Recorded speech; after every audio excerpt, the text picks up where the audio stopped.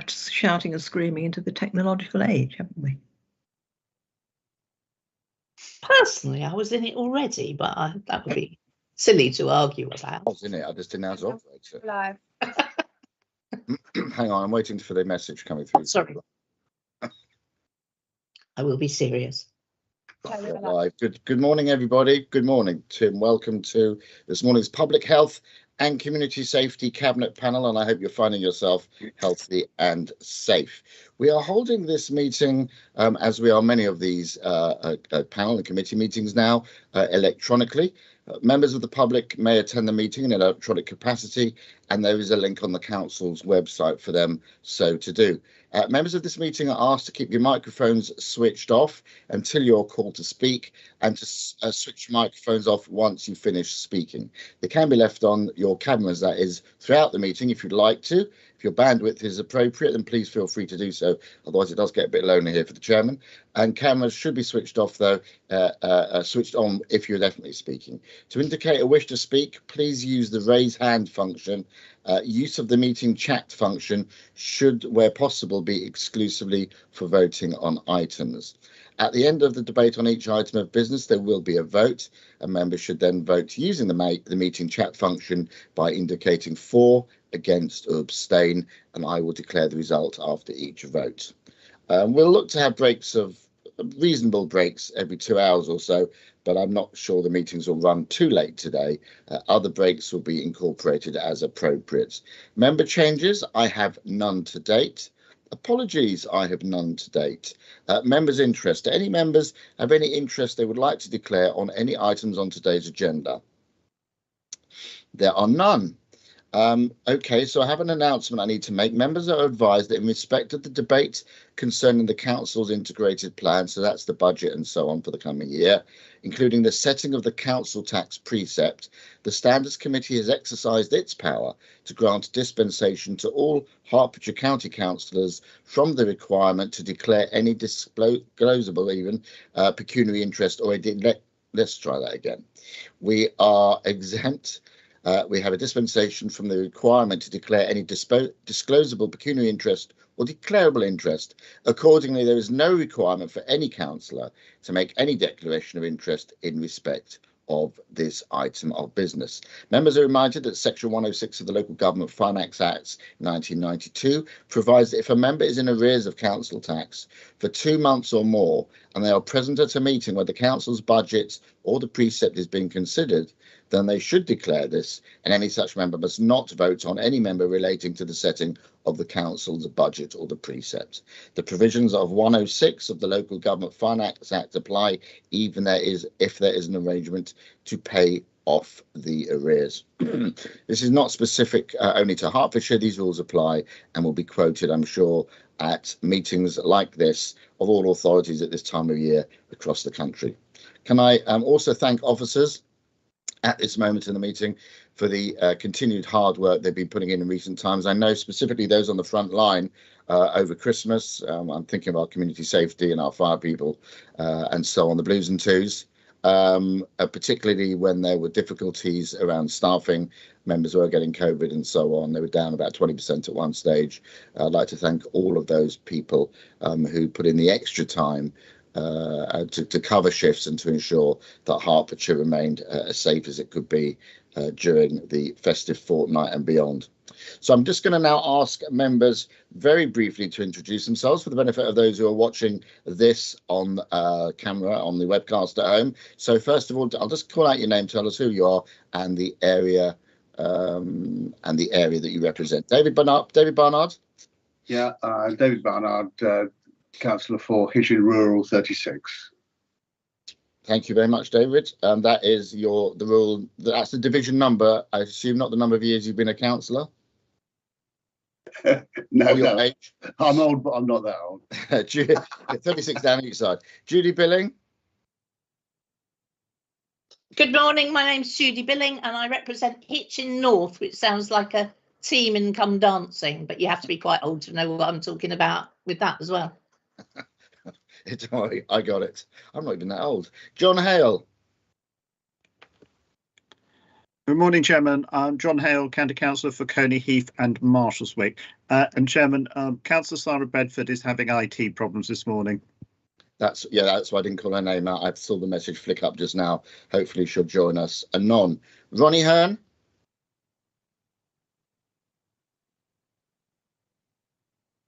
All quiet. Fiona Hill. Good morning, everyone. I'm Fiona Hill, County Councillor for Royston East and Ermine. Thank you. Sunny Thusu. Excuse me. Good morning. I'm County Councillor for Haldens Division in Welwyn Garden City.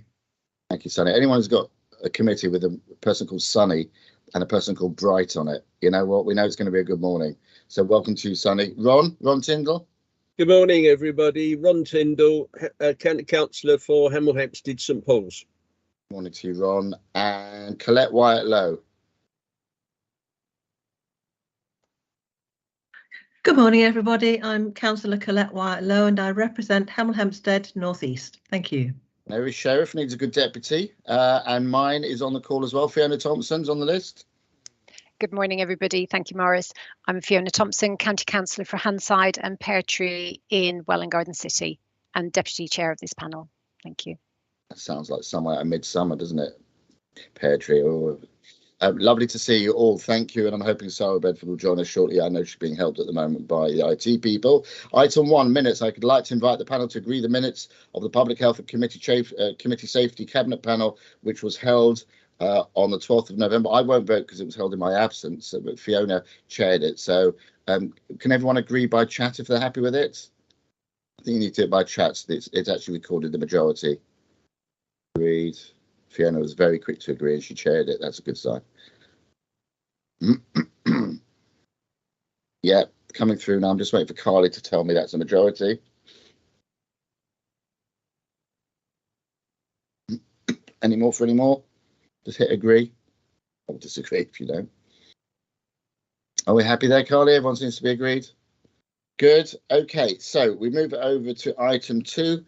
Thank you. Petitions. There are none.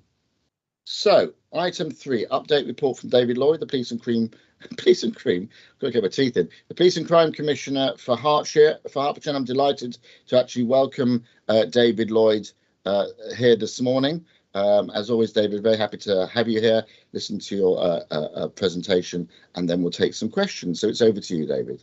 Thanks, Morris, and it's, as always, a pleasure to be here. I suppose this is the sort of most strategic time of the year, isn't it, in that we're all going through budget processes and we're also going through plan. The budget isn't, I think, on the paper specifically. Of course, the budget is agreed in a week's time, hopefully, at the Police and Crime panel, and I will see certainly, hopefully, Fiona there and possibly others. But what I'm asking for from that is that the public pay an extra £10 per annum for a Band D property, which will take council tax up to £223 a year, and will take the budget up to a turnover of gross turnover of 261 million, just to get a feeling for the size of the organisation. That will provide an extra 90 police officers. It will also provide an extra 20 school PCSOs. I think I'm almost unique in the country in still thinking PCSOs are a good thing, and we're putting them into schools, which I know many members of this panel have asked about doing again. So they're going in there. And we're also putting more people into the force control room, 20 more people, staff going in there, just to make sure that we can continue with a good level of service. Certainly it was affected in some ways through COVID, with people not being able to go in. They've done very well, but I think that they could do with the extra support in there. It'll also go towards the whole prevention first agenda and that whole evidence-based policing agenda that I'll talk about in the plan. We already put £34 million in terms of if you cut up how we do our policing towards violence against women and girls, but I'm looking to create a fund which I think will be very helpful alongside the fund that the county council has found. County council has found £1 million, I understand, to go in towards violence against women and girls, and I'll be looking to try and work alongside, or the constabulary will be looking to work alongside, as they already do, but even more in terms of making sure that that is an area as well that we prioritise. So I think that probably gives you the highlights in terms of the budget. In terms of the plan, you'll know you've got to do at least one per term. So this is the sort of the third one that I've had to do, although I tend to do them every couple of years just so that they're refreshed. And as always, your engagement and involvement in this is welcome. I will be bringing the plan to the March meeting, a special meeting only on the plan of the Police and Crime Panel. This year, I've done it differently. I've thought about how to do it differently. I've always in the past said, well, there's an election manifesto and that's really the main driver. And clearly that's important. I've made a contract with the people in terms of having a manifesto. But I think that there are three other really important things.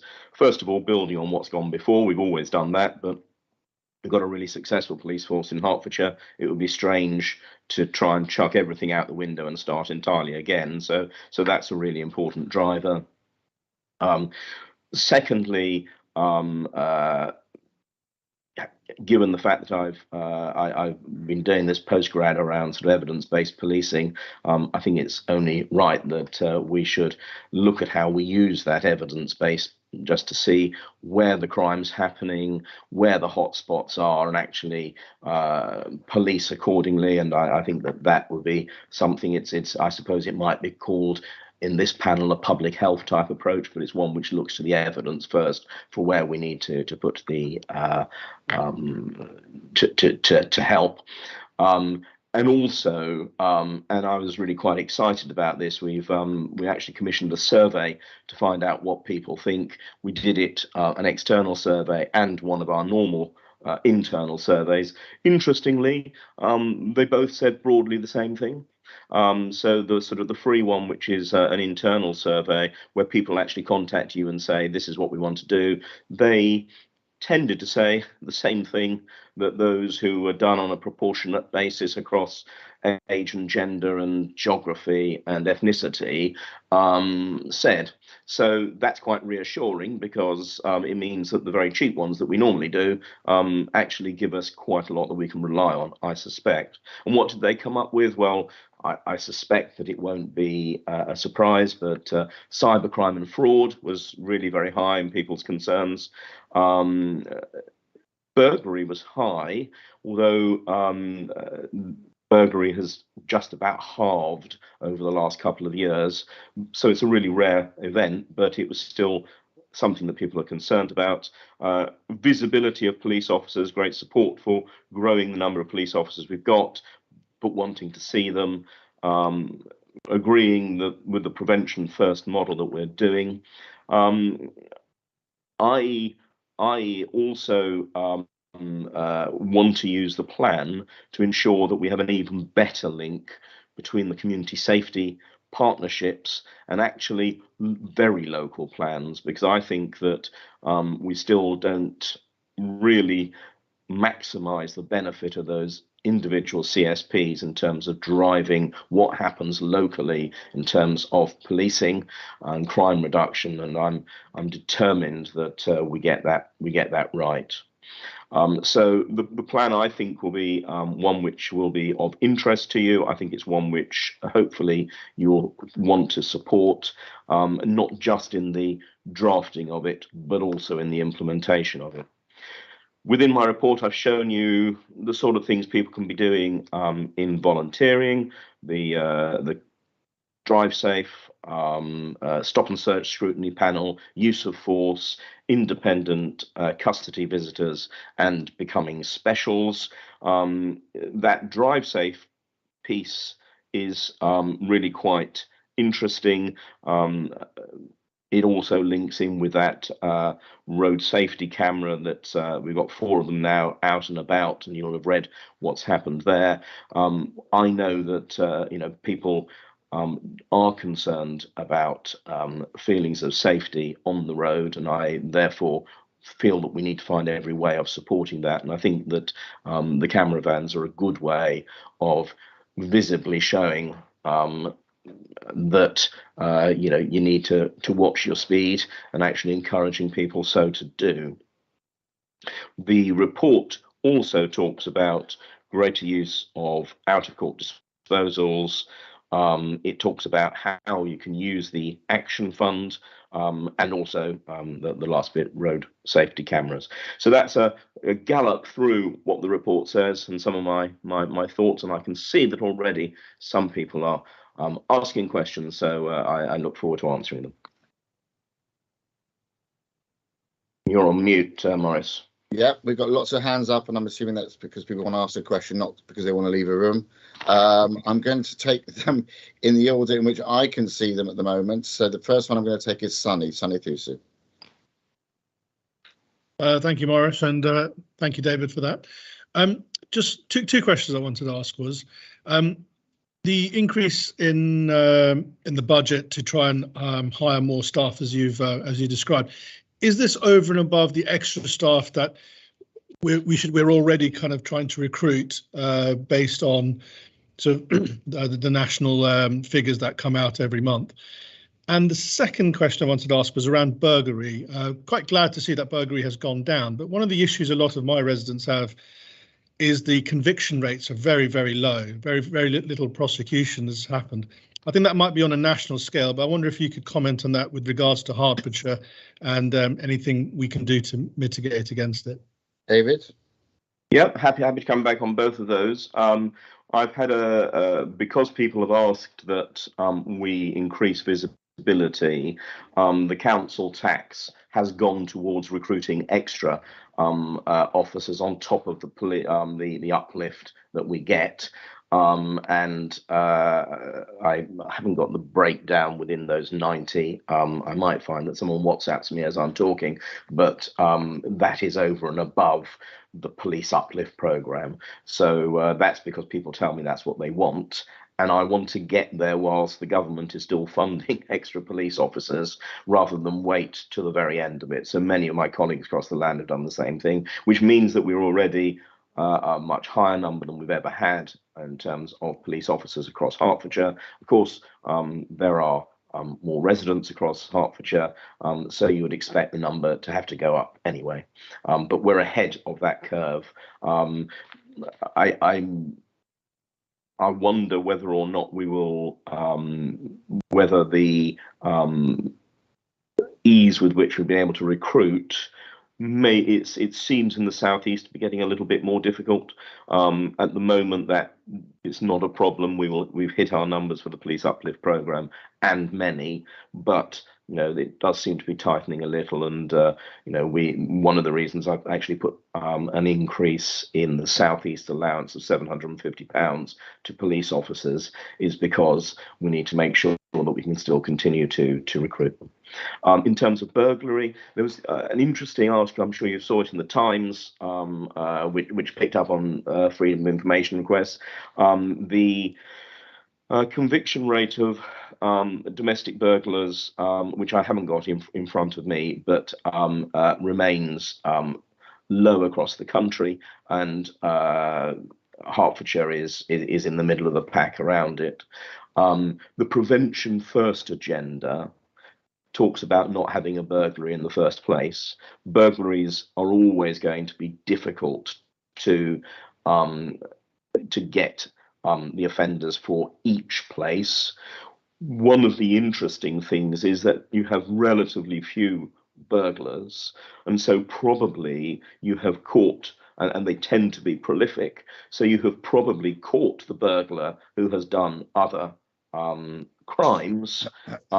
However, you haven't actually been able to say, yes, they did all of these crimes. And because of my care for victims, I know that it's really important that we get the right support in place so that people know that we've done everything we can. And that's why I'm saying, you know, we will always turn out to investigate a burglary, because it is one of those bellwether crimes for me that we've really got to do something about.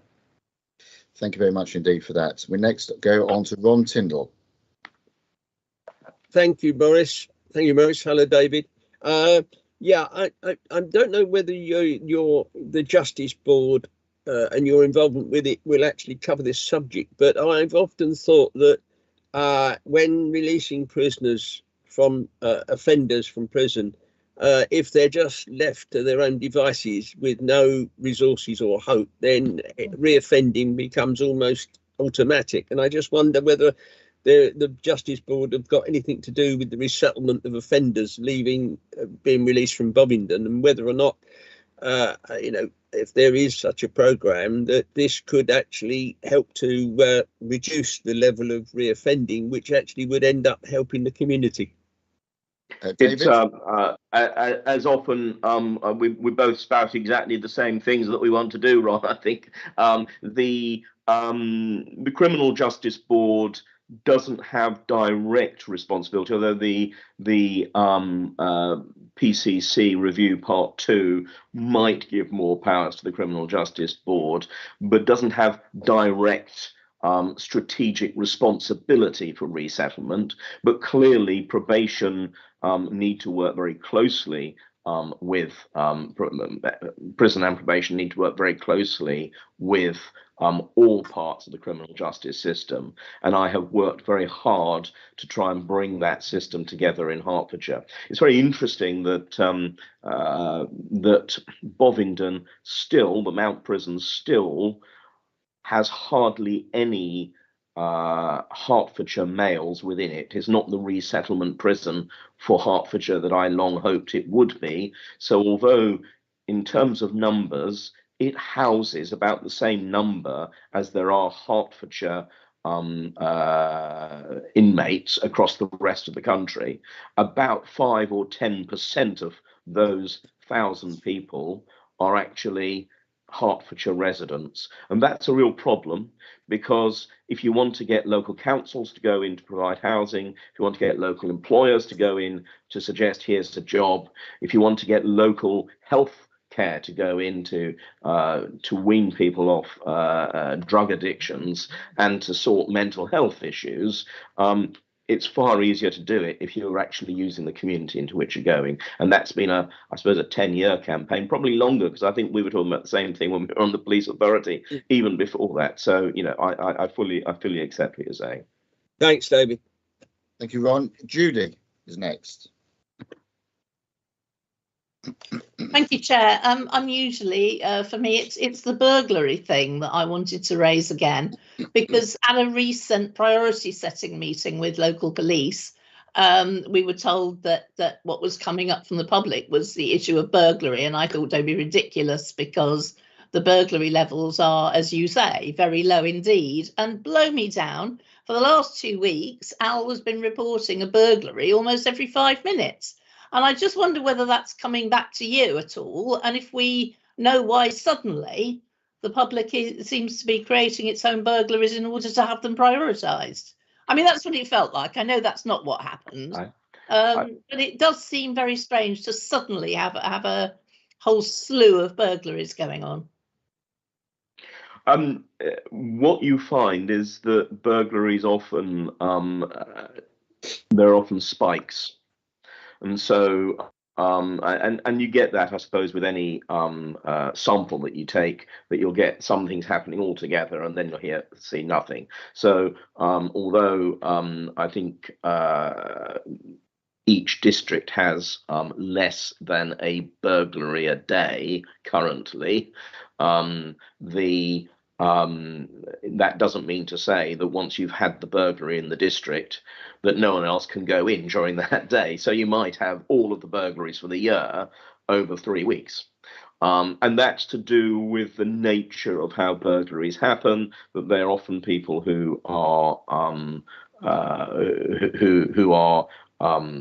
driven to commit a series of burglaries. I don't think, though, although you made the point, I don't actually think that burglary is a crime which isn't reported. There are many crimes which are, but I think burglary tends to be reported. It's quite a good bellwether crime. So, so to your specific question, it wasn't something that I was aware of coming into the meeting, that there had been a specific issue in North Herts, but it is exactly the sort of thing that my new approach to evidence-based policing and hotspot policing should allow us to really focus on, because what hotspot policing does is it says, where are the burglaries happening? What can we do now to make sure that they don't happen? And actually currently we've got a team called the Scorpion team, putting the Scorpion team in to make sure that no further burglaries occur. And of course, hopefully, to find out who committed the burglaries in the first place. Thank you. Not sure if I'm getting legacy hands or people putting them up again. It seems to be the same people. So I'll find out if it is. If you have got a legacy hand, please take it down. I think Sonny wants to come in, yeah. Yeah, sorry, I just wanted to ask a follow-up question. A few years ago, before my time as a county councillor pre-COVID, quite a spate of burglaries were happening in my ward, and it was attributed to a very professional gang that was caught and prosecuted.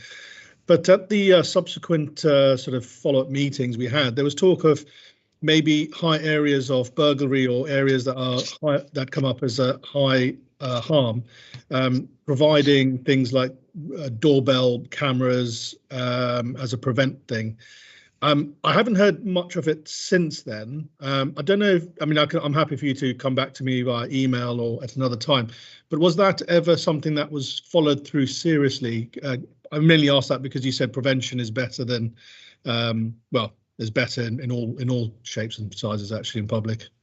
Yeah, I mean, as I've been talking, Chris, who's on the line as well, has actually said, so just to give the general context, when he started, there was a burglary a day. Now it's less than one every 2 days.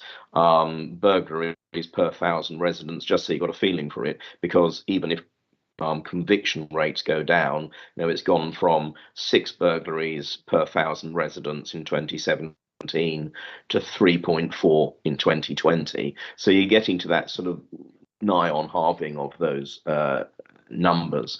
But that isn't answering your question. Your question says, so are we doing any more? I have to say I was out canvassing on Saturday morning in a couple of areas, and certainly in one of them, the amount of ring doorbells, which you will all have seen when you've been out canvassing, is quite amazing. I was quite sort of, I don't know why it was this time that it really struck me, but it really struck me in this area where I'd actually been a county councillor at one point. There certainly weren't any ring doorbells when I was knocking on the doors before, but now every single one of them is.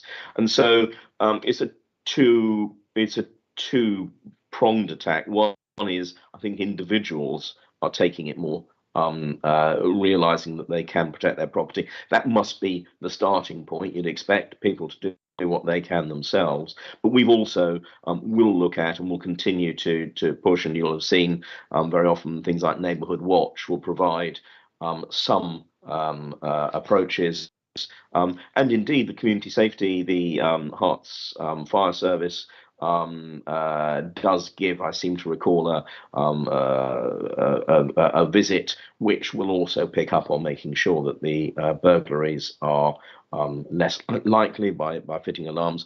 And of course, we've also got those our own team, which goes out and visits people after there's a burglary called cocooning, where they will actually visit every single other house on that street, and they will check to see what they've got in place, and if necessary, they will help there as well. So hopefully, there's a process.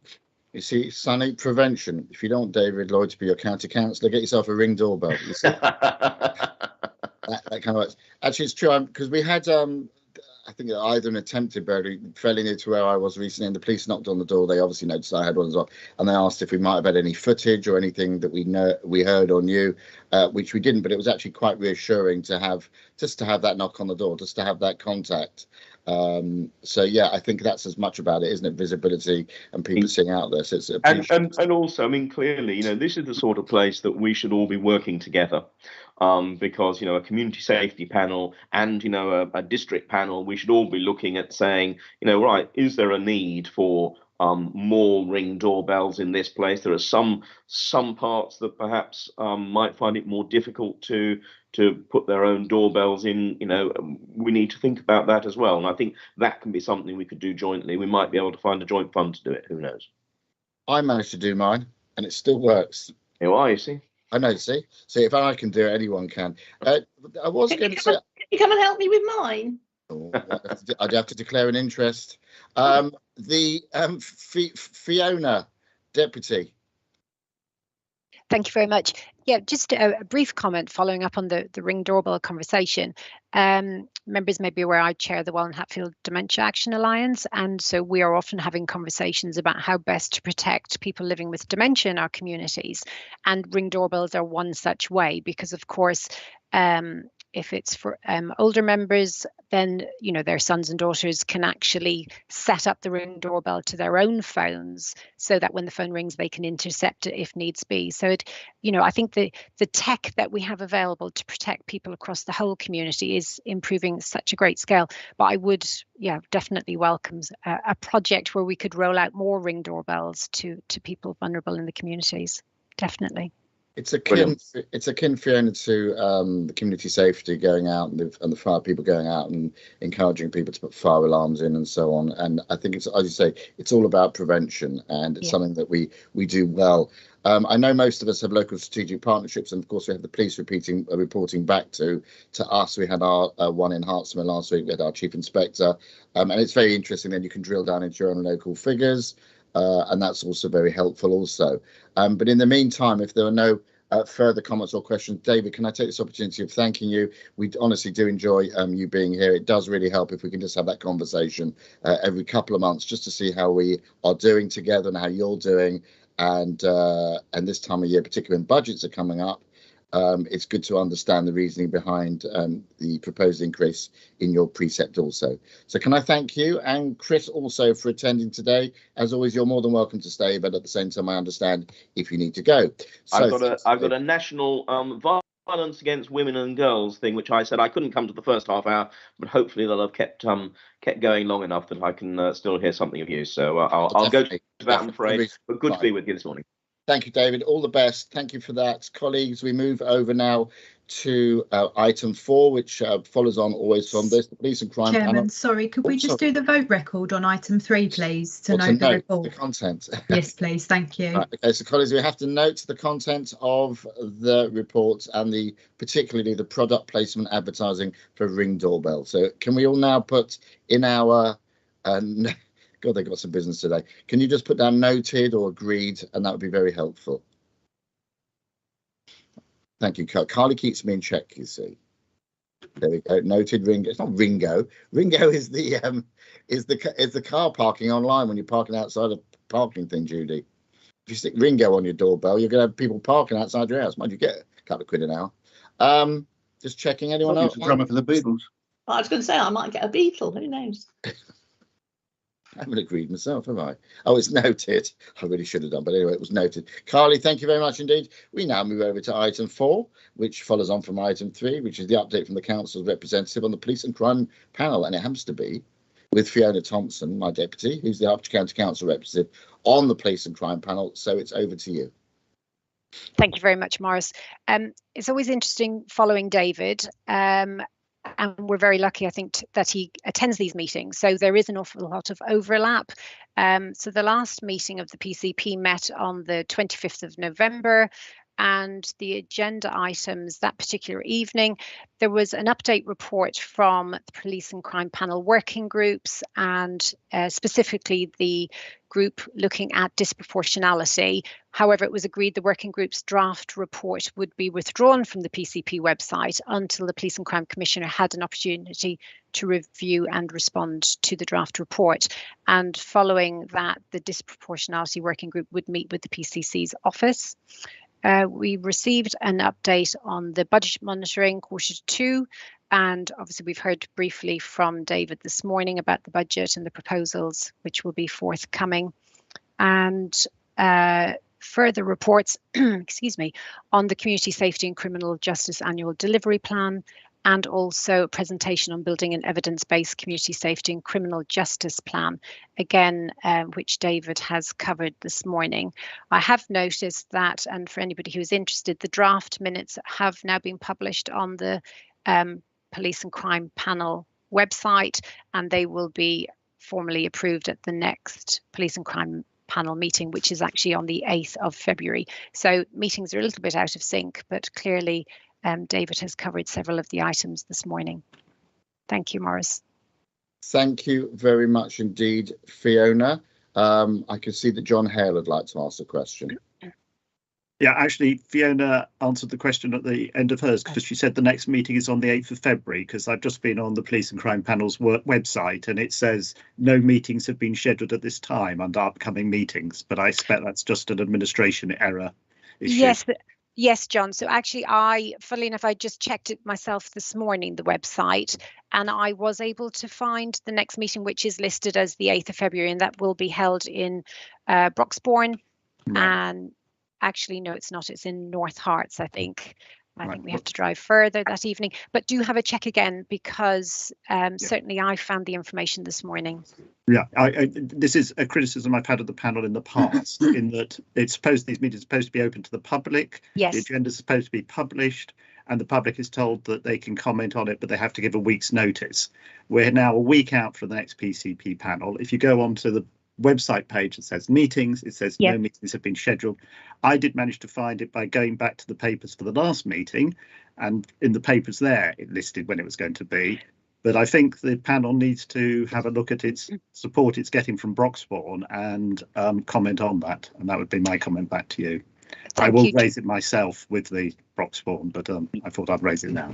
Okay, no, thank you, John. If I may just come back on that. So it may be to do with how it's laid out on the website, and certainly I can feed that back in. So I know if you look on the Hertfordshire Police and Crime Panel page, scroll down to Police and Crime Panel meetings, click on that link, and it will actually take you to meetings, which it explains, and upcoming meeting Tuesday, the 8th of February, the Council Chamber at North Hearts District Council Office.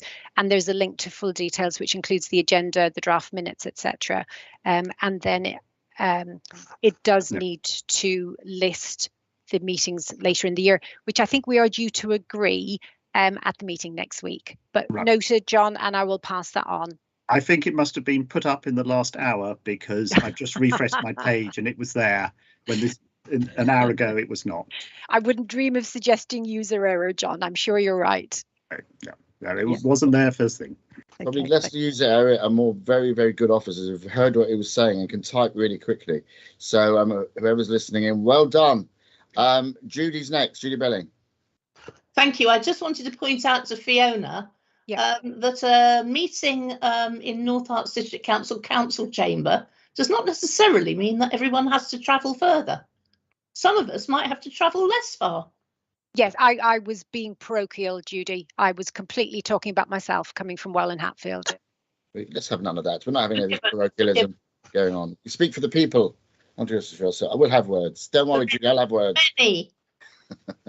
Right. Thank you. Do we have any further comments or questions for Fiona? In which case there are no recommendations. This is a verbal update report on the business, so there's no need to put anything into the chat via a vote. Fiona, thank you. That's really helpful. Much appreciated. Thank you for your presentation today. We move now over to item 5, which is the integrated plan for 22-23 to 25-26 for public health and community safety. You'll note that we will have 2 recommendations. It's good to know what they are in advance so we can focus on them accordingly. That we're invited to recommend to Cabinet the proposals that relate to the integrated plan in respect of public health and community safety. And we will have heard much about that during the scrutiny and discussion, 2.5-hour discussions before the weekend. And also we're asked to identify any issues that we feel the Cabinet should consider in finalising the integrated plans proposals. Now, can I just check? It's public health and community safety. Am I right to assume that we've got Jim McManus with his public health hat and Alex Woodman with community safety. Are they both going to be saying a few words on this? Just checking I've got this right. Jim, are you first? Is that right? Chair, I think we've got Joe Doggett and John Bolter who've written it. And then, right, so we've got Joe's here. So Joe's the head of programme delivery resources, and we've got John Bolter as the head of business development, governance and finance. So Joe, if I invite you first, or John, you doing that? Is it Joe? You there? It's me. Yeah. Hi there, Morris. Hi, Great. everyone. So Joe, you do first, and then I'll invite John. Over to you, Joe. Okay. Good morning. I think I'm going to just give a very brief introduction on behalf of both of us, Morris. I think that's what we've agreed to do. So the paper is an annual update on the overall state of Hertfordshire's finances, produced by the Central Finance Team. So this is a paper that comes round regularly each year. The paper talks a little bit about how we are investing in Hertfordshire and how we're working to develop a new corporate plan, and how we're investing under the different themes within that new corporate plan. Importantly, the paper shows that we have a balanced budget for the next 2 years, which is very positive in challenging times, and departments will be obviously working to bridge the budget gap beyond that period.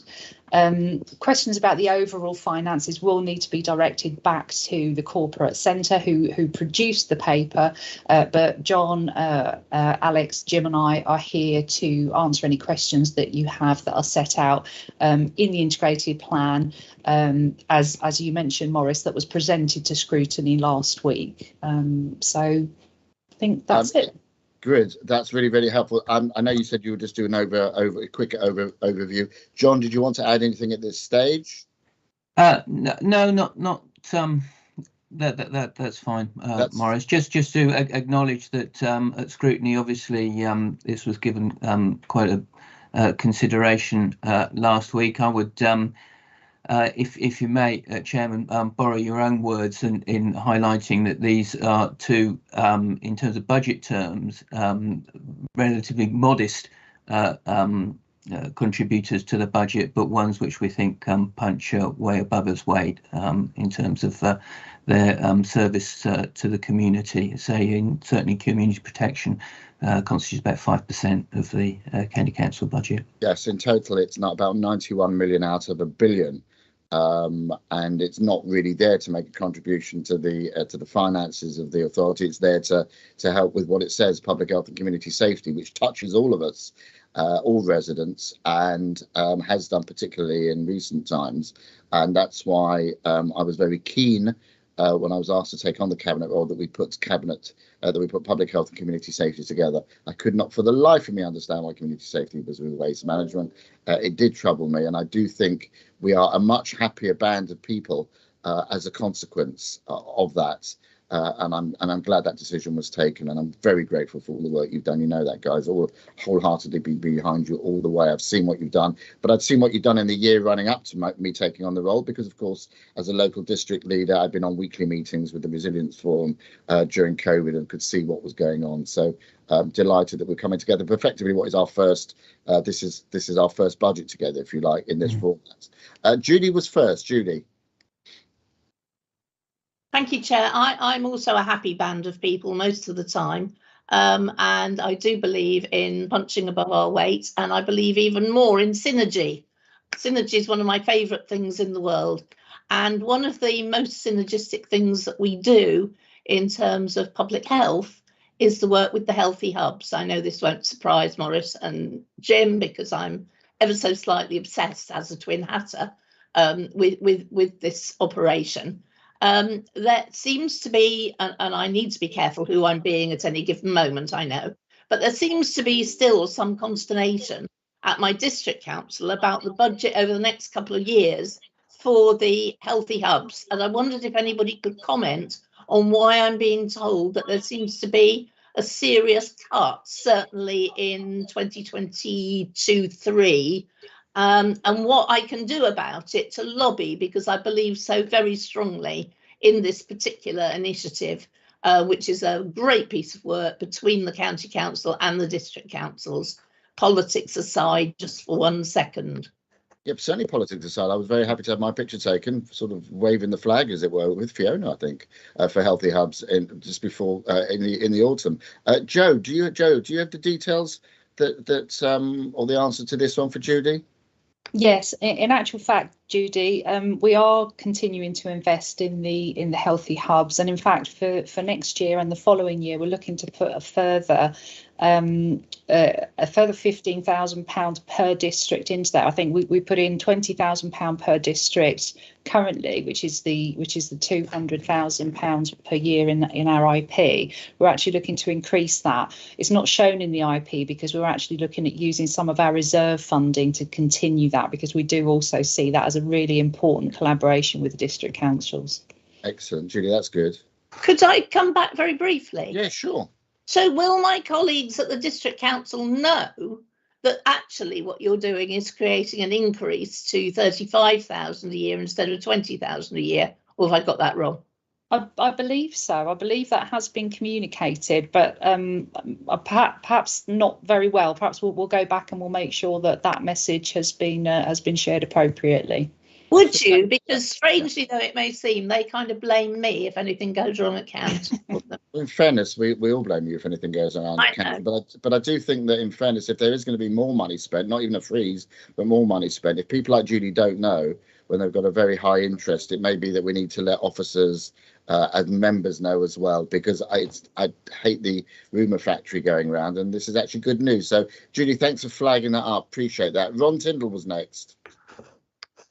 Thank you, Maurice. Yeah, a couple of points on the pack. Looking at page 131, it actually says that all demographic pressures and inflation have been absorbed within the ring-fenced total without additional funding from the central budget. And I just wondered whether or not that includes the fact that inflation is currently sort of running quite high and will continue for at least the coming year, and I just wonder whether or not that has been taken into account as well. And then I've got another little one after that. Okay, so let's do with Ron's major one, then we'll come to his little one after. Is that for Joe or for John? Whoever's best placed to. No, I didn't mean for you to answer. I meant for them to answer. Joe, is it you or John? I can answer that. I think this is an ongoing thing for public health. We have ring-fenced funding, and we're not eligible to apply for additional pressures funding in the same way that other county council departments are. So we regularly have to absorb changes to demography and inflation. We managed to do this very successfully. We did get a slight uplift in our budget last year, but unfortunately for this year's funding, we haven't actually been advised yet what our grant funding for 22-23 is going to be from the Department of Health at this time. It often comes in quite late in the day. So our IP calculations have assumed kind of a flat budget. There is a chance that we may get a slight uplift, but we haven't actually had confirmation of that just yet. But we have built in our, we are kind of able to consume our own smoke in terms of inflation, and we do that by sort of cleverly trying to innovate around the way we deliver our services and continually transform and become more efficient year on year. I think you'll have to be very clever to do it this year, is Ron's point. But the very fact that you haven't got the final details of the grant yet means that it's highly possible there will be a couple of extra % thrown in there, hopefully from government who I think understand this issue, but generally. But let's wait and see. Let's not preempt. But thank you for that, Joe. Ron, you had another point you wanted to make? Thank you very much, Maurice. Yeah, the next one is on page 133, which is key risks for public health. And I just wonder, I don't know that the assimilation of the CCGs into the ICS hasn't been mentioned. And given that they are partners in lots of the programmes that we run, and also have an input into the funding side of it as well, I just wondered if Jim or someone could give us what's happening when the ICS take over in July with their new board, and whether or not the CCG commitments will continue. Yeah, I will. I'm happy to throw that bounce that over to Jim if you want. I mean, I'm sure the commitments will. I did an answer for this at district level last week at a full council meeting, just people checking up. But obviously we're in this stage in between where we're waiting for something to finish and something else to start. But I'm like to think that this has all been thought of. But Jim, I've given you a couple of seconds to think about the answer there. I blagged it a bit. No one noticed. Go on, Jim. I mean, I think it's as you say, we're in the middle of a massive NHS reorganisation, and the kind of public health and prevention spending is tiny in comparison to things like cancer. So what we have done is we've put Sarah Perman, one of my deputies, is working very strongly with the ICS on prevention and public health. We still lead the population health management programme, and we are working on the public health programme. And actually, Owen Mapley, our chief exec, is one of the leads on the inequalities programme. So through those, we are putting forward the fact that we still need to have a joint prevention plan. We still need to co-commission services. I mean, obviously, if for any reason the co-commissioning stopped, then we need to look at it. But I have no indication that the co-commissioning will stop. And in fact, actually, what we want to do is more work, because we've just started a large piece of work with Eastern North Hearts Trust on reducing complications from diabetes. So I would see this as an opportunity to go even further with our plans and work, and I think I welcome that kind of steer from members very much so, and I'm happy to bring back further updates to panel when we know more.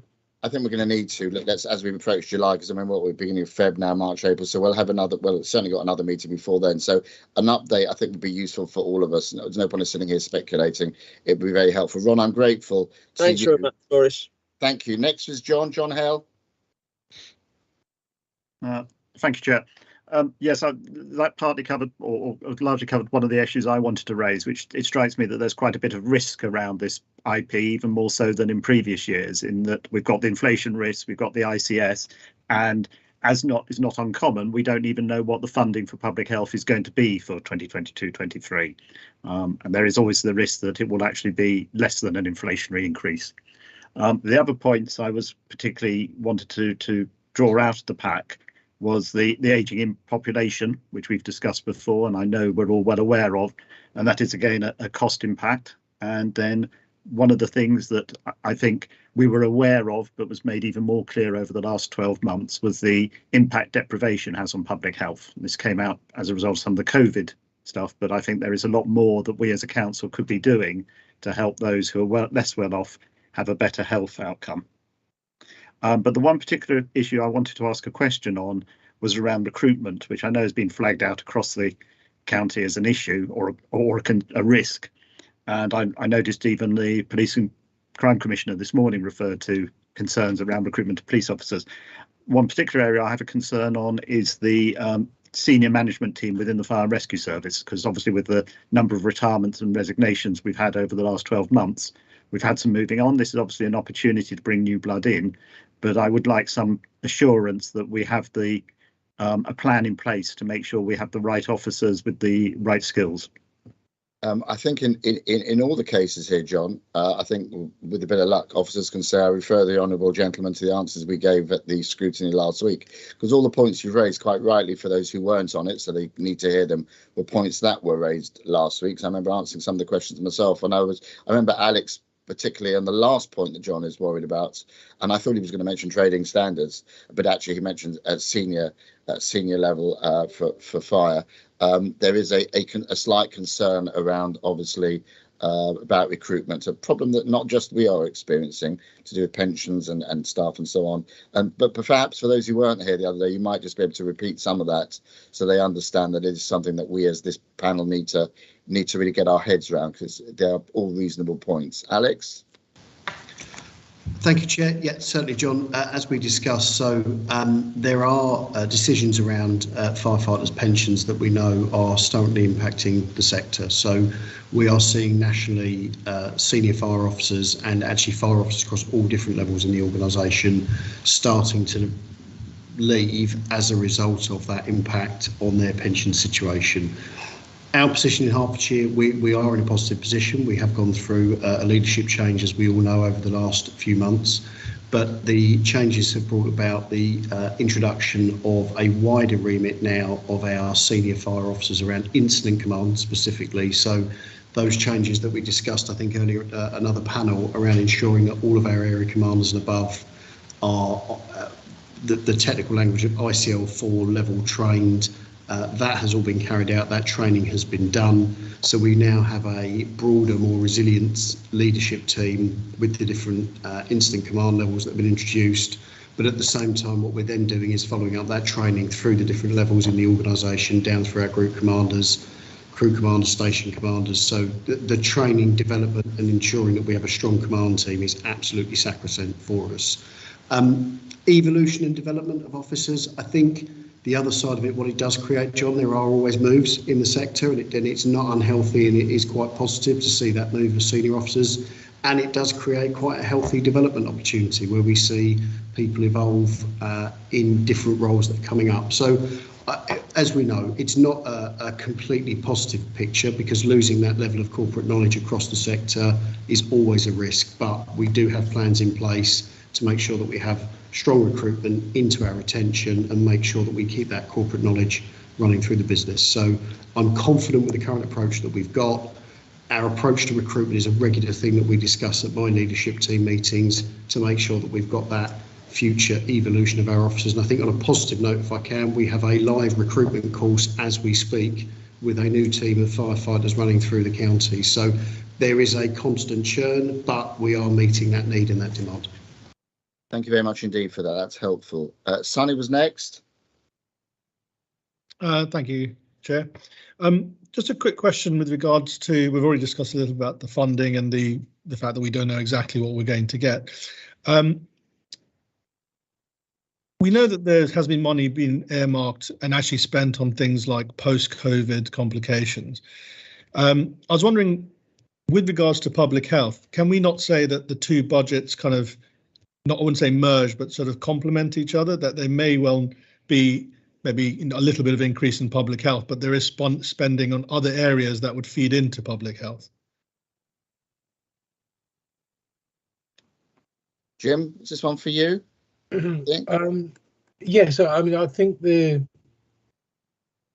way I don't know if this helps, and I don't know if this answers your question, because it's a very good question, but the approach I always take is there's the ring-fenced public health budget, which comes under a grant from the Department of Health with lots of legal conditions attached to it, and that funds two sets of things. One is it funds the mandated and statutory services that public health has to operate, and the other is it funds the ability of the Public Health Directorate to kind of punch above its weight at corporate stuff like the GSNA and partnership work. So we already spend about 7 million of that grant investing in partnership things. So, for example, Alex and I share jointly funded analysts that we both fund, and we both put money into the community safety unit. And then there's the COVID monies, which come in various pots, and some have come to public health. And that's been money that we've held, if you like, in trust for the whole of the system, the Hertfordshire system. And I think we're one of the few counties that's operated COVID monies in quite that way. And it's gotten us a better result, I think, by funding things like environmental health officers than we would have done otherwise. It shows the importance of districts. And then the third thing is probably the rest of the council, which tries to take a public health approach. And, you know, if you look at the council's corporate prevention strategy, which Joe Doggett led on and leads on, then very much I think we try to, it's very much the approach, and we work out the funding without formal merging of budgets. Am I answering your question, or am I just banging on? You're doing okay until you had said, am I answering your question or banging on? And then you make us think, actually, he might just be banging on, actually. Sonny, are you getting an answer here? Yeah, I understand. I understand. There is this budget, we dip in and share it out a bit. I guess my only other question to that is that there is still quite a, I wouldn't say a sizable, but there is still COVID money available. If not spent, have has Department of Health said you give it back, or do we have the capacity to move it to other areas that are close to COVID but public health sort of stuff? So there's 8.63, I think, or I think it's 8.63 million in COVID Control Outbreak Management Fund, which is controlled by the Health Protection Board left. We are going through several exercises to look at what districts and partners want to spend. So essential funding of some environmental health officers is going to have to continue for at least the next 6 months. Vaccine tracing, contact tracing, comms, that kind of stuff. And then the rest of that, we have been told by DHSC, can be spent according to our COVID management plan, including addressing health inequalities. So it's already used. So I think that's a long-winded way of saying yes to what you're saying. And hopefully we spend, provided we can demonstrate the need. Good. Thank you Brilliant. for that. Thank you, Thanks, Jim. Annie. Thanks, Jim. Moving over now to Fiona Hill. Thank you, Chairman. Just like to endorse all the comments about the healthy hubs, because I'm really pleased the money's been raised on that. It's excellent and really feeds through. So that's been brilliant. But my question actually relates to a statement on page 128 regarding collaborating with NHS partners, etc., etc. I assume that would include GPs. But does it include pharmacies? Are we still carrying out work with pharmacies on such things as the stop smoking and the diabetes? Because I know that used to be really positive. Thank you. The short answer is so Chair Joe, I may be stealing Joe's thunder here, so please do interrupt me. Short answer is yes. So pharmacy work on health checks, a GP work on health checks, pharmacy work on smoking cessation, all of that continues. If I had an ambition for the ICS, it would be to develop much more in pharmacies in terms of minor ailments, because those countries that have them, i.e. Scotland, Wales, Northern Ireland, have better access issues, and actually they do take demand out of GP surgeries, and they do save money, and they get people more immediate treatment. So pharmacists, in my view, remain underused in our system. I completely agree. I was in, and other countries do it as well. I was in Spain 2 years ago, a long time ago now, with a minor ailment, and I went to the pharmacist because I couldn't get to the doctor, and she asked me all these questions, and she told me what it was, and believe it or not, I'd never been told by my doctor in England exactly what it was, because I had it before. They'd never spoken as well, where we're worried that so many may close. So I do think the more we can do to help, you know, I would wholeheartedly endorse that. I know it works from personal experience. This is very helpful. It's a good conversation, and it does follow on from what I thought was a really good scrutiny. It really held mine and officers' feet to the fire last week. Very positive. It's a very positive area to be scrutinised in, because I know everyone wants good results generally, but particularly in public health and community safety, you want to make sure that we're doing our bit for the budget, but at the same time we're not doing anything to add to the risk of people getting unsafe or unwell, and actually doing our bit to help wherever we can. As we've heard from Julie today, we're actually increasing funding, so let's make sure that we tell people where we are. So a very good process indeed, and I'm grateful for the comments this morning. So you've got the recommendations. Recommendation 1, the panel is invited to recommend to Cabinet the proposals relating to the integrated plan. They're the proposals that came forward as a consequence of last week, the scrutiny. And the second one is the panel is also asked to identify any issues that we should consider in finalising, the Cabinet should consider. And I think those have been raised again as well and will be moved forward. So with all that in taken into account, can you go into chat and say whether or not you agree or disagree, or for, against, or abstain, please?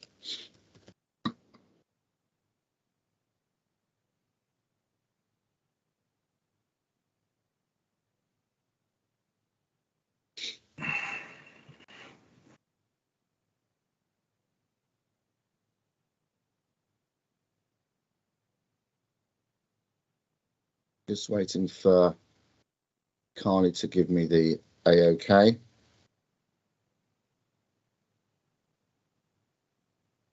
Oh, Oh, we've had an against.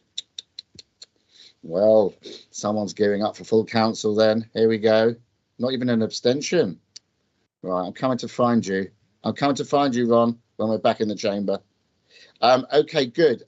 That's been agreed by majority. Thank you very much indeed, everyone. 11:05. We've had just over an hour. We've got two fairly substantive items left. Can I just have a quick comfort break? Can we have a quick comfort break, everybody? Shall we say 10? We'll say 10 past because I don't want to be way too long. Just enough time to stretch your legs and anything else that needs stretching. I will be with you back again in 6 minutes' time. Thank you.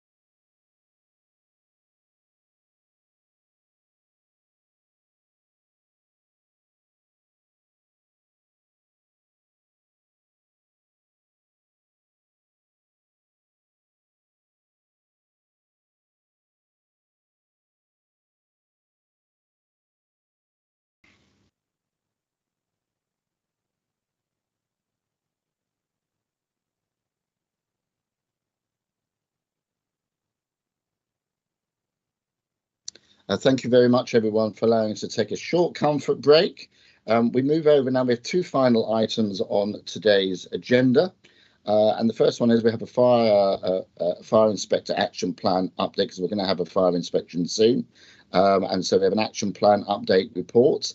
And this is with Simon Toohill, our Assistant Chief Fire Officer. Simon, over to you. Thank you, Chair, and good morning, panel members.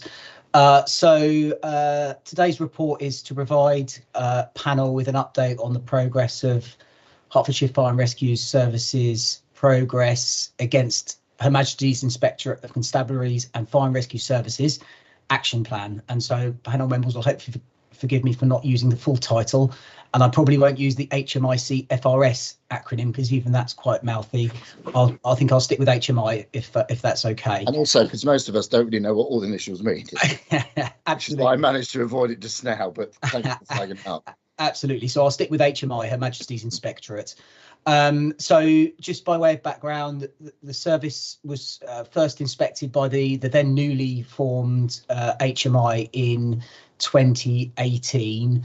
HMI developed an inspection framework which was consistently applied to every fire and rescue service in England, and that gives a rounded assessment consistent across all services in three specific areas, those being the effectiveness of our operational service provided to the public, so that includes prevention, protection and response, the efficiency of the service, so how well we provide value for money and we allocate resources to match risk and collaborate with other emergency services, and then finally how well the service looks after its people, so how well it promotes its values and cultures, trains its staff and ensures they have the necessary skills and training in fairness and diversity in the workforce. What then happens is HMI produce a narrative document and assigns a graded judgment for each area, which can be one of four gradings: outstanding, good, requires improvement and inadequate. So we were inspected in 2018. In December of that year, the Inspectorate published their report detailing the findings for Hertfordshire. The report identified a number of areas of improvement, but worthy of note, there was no areas of concern highlighted. As a result of that inspection, officers in fire and rescue developed an action plan to address the areas for improvement, of which there were 28 separate actions. Progress was last reported to panel in November 2020, where 11 of those recommendations were judged to have been completed. Since then, in spring 2021, SIAS, the Shared Internal Audit Service, reported on their review of our progress made against the HMI action plan. The purpose of that review was to provide an assurance to the service that the service could effectively demonstrate the completion of actions assigned as implemented, and that there was a positive direction of travel in relation to those where they were still outstanding.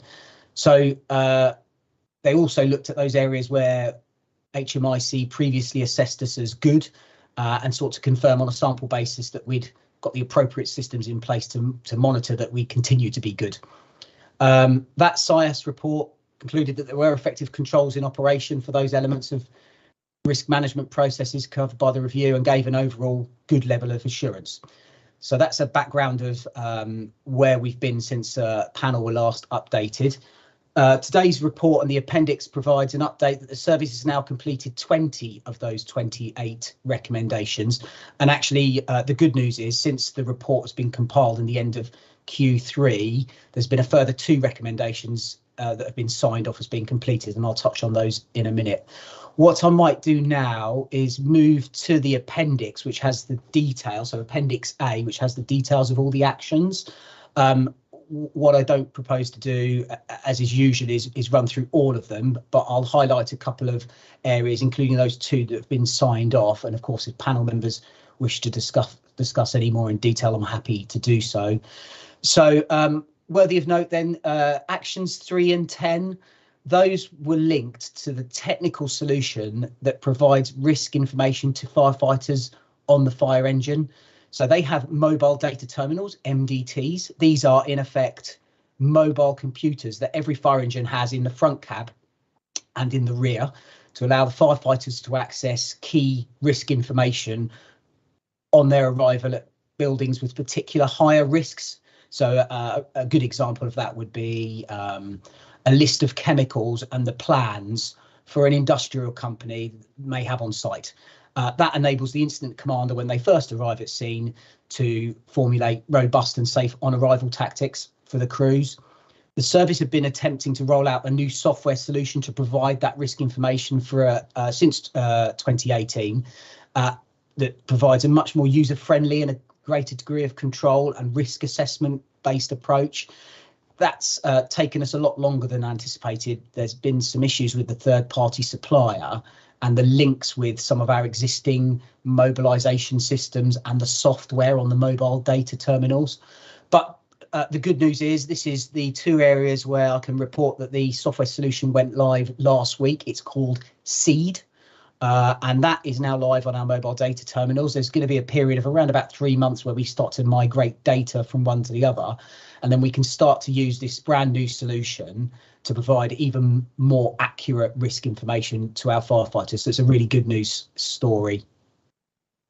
Action 8 on the appendix is linked to unwanted fire signals. So they are automatic fire alarms, and the service's progress to reduce their burden on our operational response in a safe and controlled way.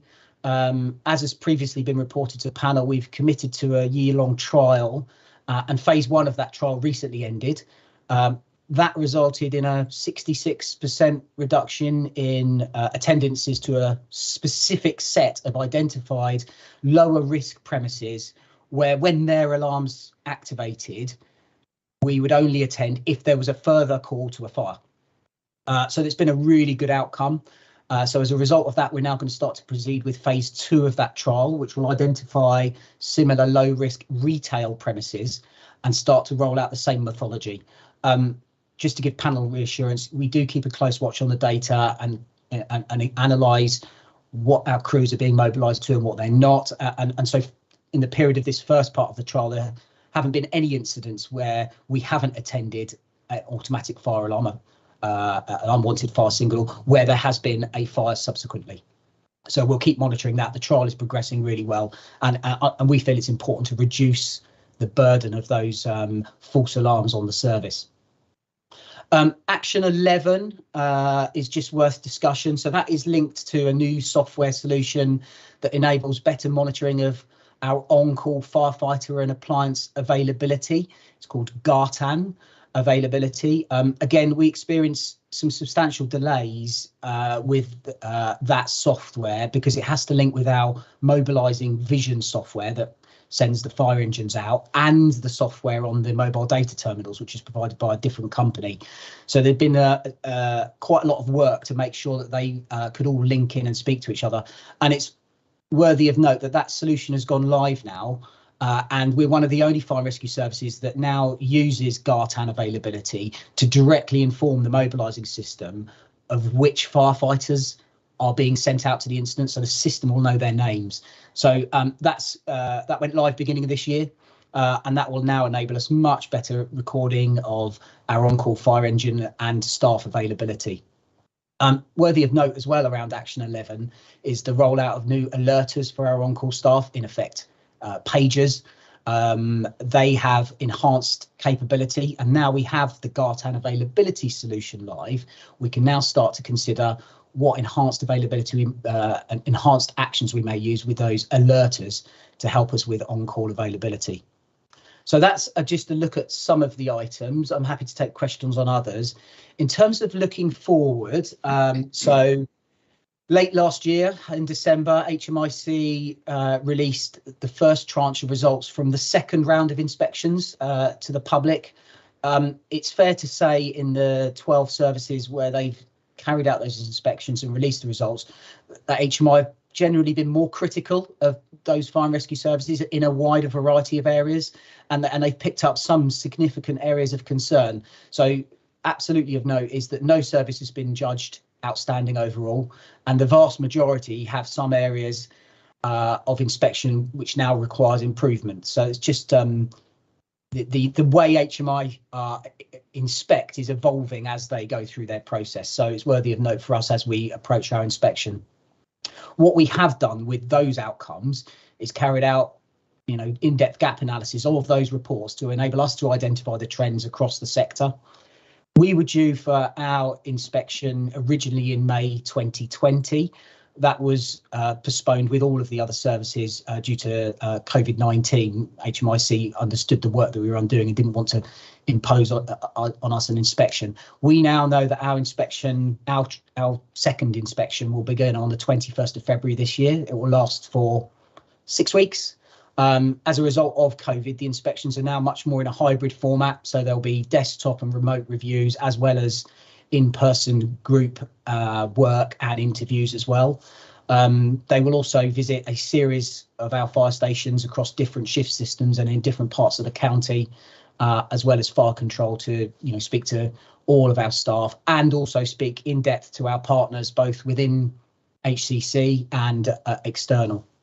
So in preparation for the HMI, we now have an HMI ready team to prepare the service, and that includes preparation of the hundreds of key documents and information that they will ask from us. And that includes the service's self-assessment and strategic briefings.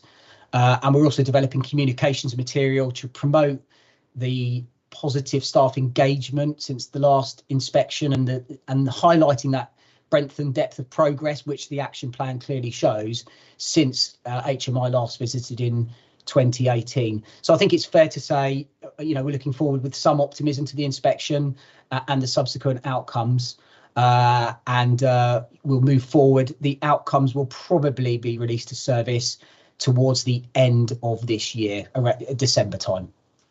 So that is a summary of the paper. Of course, happy to take questions from Simon. members. Thank you very much indeed. Before I take questions, I'm struck by not just the extraordinary professionalism, I'd expect that, but the extraordinary enthusiasm. The department itself has been through some ups and downs and some changes in the past 12 months, and I kind of inherited that as the cabinet member. I think the very first thing I did after elections was sitting on interviews for various top roles, including the ones that Audit's got and so on. But what's struck me is people are saying, okay, the fire inspector's coming in, he's going to have a look, he's going to say what he's going to say.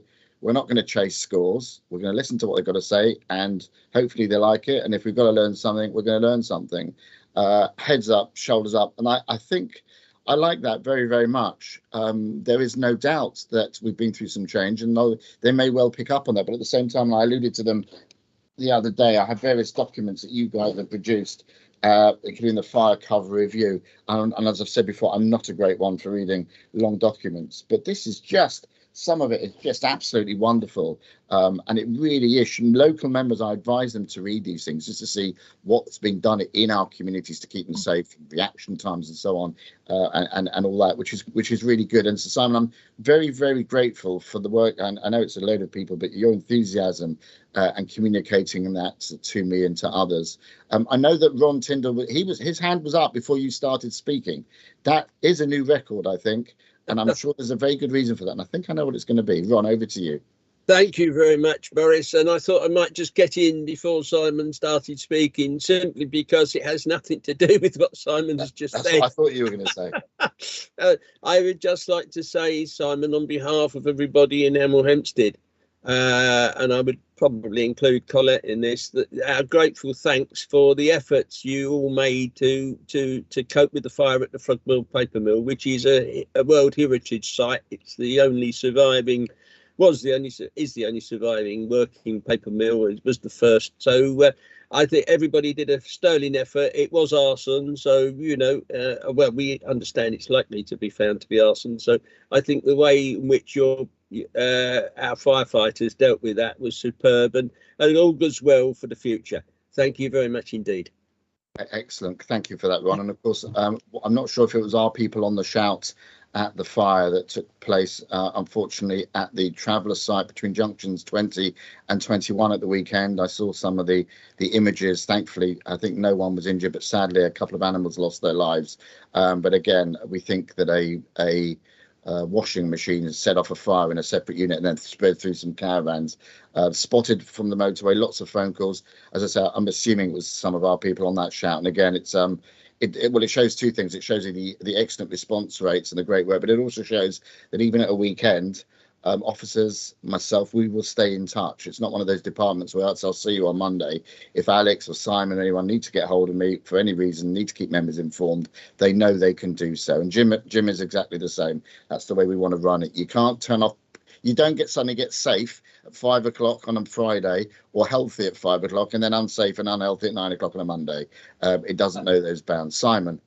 Yes, thank you. And thank you, Councillor Tyndall. Really appreciate the comments. I attended that incident to assist colleagues, and I'm incredibly proud of the work they did to protect the really historic parts of the paper mill.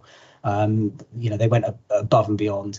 And it's worthy of note as well, just around colleagues that sometimes don't get the exposure, some of our back office, and that's a horrible phrase to use, but actually they keep the service ticking over when we're dealing with an incident like that. As an example, ensuring that after the fires happened, we have all new fire gear for all of our firefighters in the right location so that our fire engines are available as quickly as possible. Because, of course, even though we're dealing with one incident there are still other incidents and business as usual across the county. So just a shout out to our colleagues who support that frontline provision as well in terms of the work they did over the weekend. Well done. Thank you, Simon. We echo that completely. Please pass on our very best wishes. And with yourself, I wrote to members of our community safety team to thank them for everything they did recently over Christmas and New Year. Colette Whitelow. Right, thank you. I'd just like to echo Ron's comments, and I've had such positive feedback from the local people that I've spoken to. But there is another point with regard to this. We know that the fire service is often welcome in delivering other kinds of services in the way that perhaps the police and other organisations are not. And every time you respond as superbly as you did to what happened in Hemel, and it did have a huge impact, that only helps make it easier for us to use firemen as vehicles, as it were, for delivering some of our other measures, including public health measures. So, and I agree with your initial comments, Maurice, about how apposite and correct it is that the two services are now run together. Thank you. Thank you, Colette. John Hale.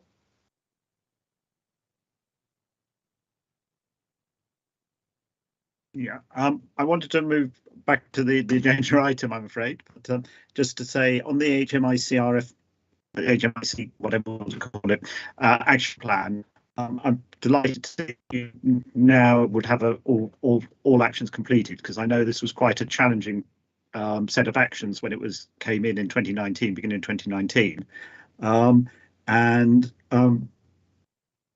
all ITs are all functioning smoothly, because I believe that just went live in the last few weeks. Have you had any teething problems on that? I'm really sorry, Councillor Hale. You just cut out as you asked the question. Could you just do it again for me, please? Yeah. Any teething problems with the IT as it's just gone live? No. So happily, both systems, Gartan availability and Seed, have gone live with no issues. I suspect part of the reason for that is we've had a very long lead-in time in terms of testing and running those systems side by side in the background. And so whilst, yes, I think these have taken longer than we would have liked to become available to frontline staff due to those issues around interfacing with each other, what that has given us is a lot longer testing phase. So both have gone live, and to date we've had no issues with either system. Okay, great. Thank you. I'm seeing, I think, legacy hands now. Colette, if you could put your hand down. Colleagues, if there are no other comments, the panel is asked to note the contents of the reports and the HMICFRS. What a terrible, terrible rack of Scrabble that would be. Action Plan 2021-22, which is attached as Appendix A to the report, and provide officers with comments or observations, which we have done. In which case, are we happy to agree to note? Can you put that in the chat if you agree, you disagree, or you abstain?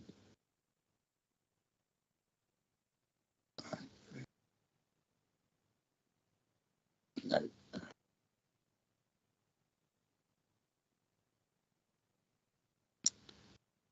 Yep. Okay. So that's item 6 is noted. So we have the final item on the. Hang on. Did I vote? Voted a bit late there. That early normally. That often. Right. So we've got the final item. Item 7. COVID update reports, which we're asked to note and comment on the update report presented by Jim McManus. Jim, I thought we didn't have COVID anymore. What's happening? No, it's gone. All about. It got bored and left. Yeah. So I sent the slides around this morning, and I'll whip through them if that's all right, just to kind of give you a bit of an orientation. I mean, we used to say in the early days of COVID, you know, what's the science doing this week? And now it feels like if you're not asking what the science has done in the last hour, you're kind of out of date. Can members see that? It seems my screen seems to be taking a little bit of time. Shall I try? Right. Shall I try that again? Yeah, please. It seems to be just taking a few minutes. Oh dear. As usual, it was fine when you try it first thing in the morning, and then at the start of the meeting. And I've not seen this happen to you before, Jim. This happens occasionally for some reason, and I'm just restarting PowerPoint, Chair. Okay. So let me just see if I can get the slides up again, or indeed send them. Sorry about this. We've lived with it this long.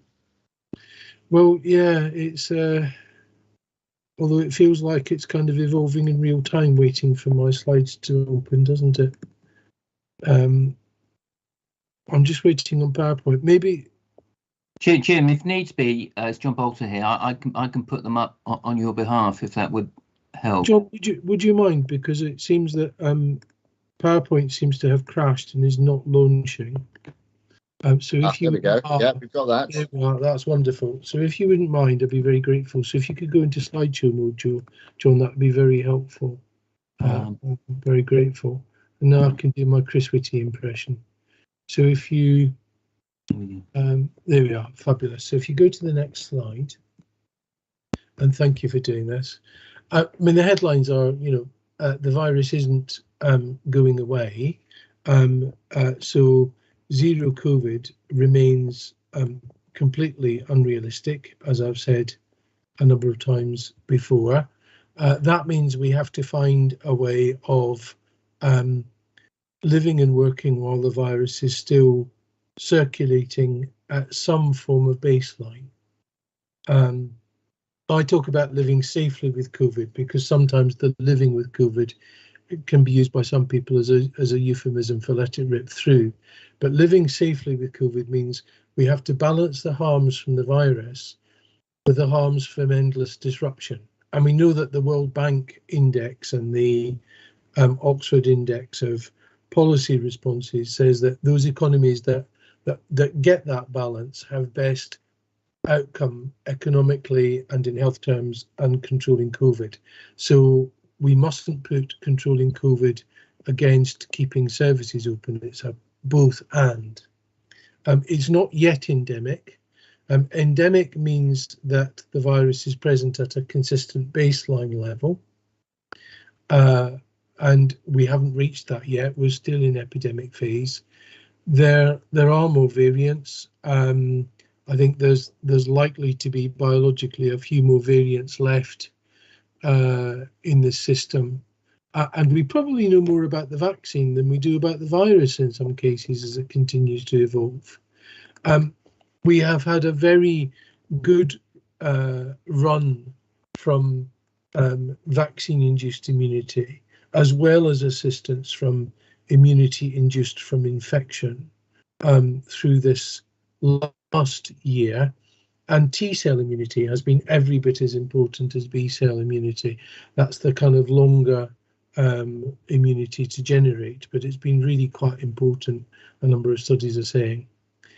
Vaccine-induced immunity still remains better against reinfection than immunity from infection itself. And John, thank you. If you could go to the next slide.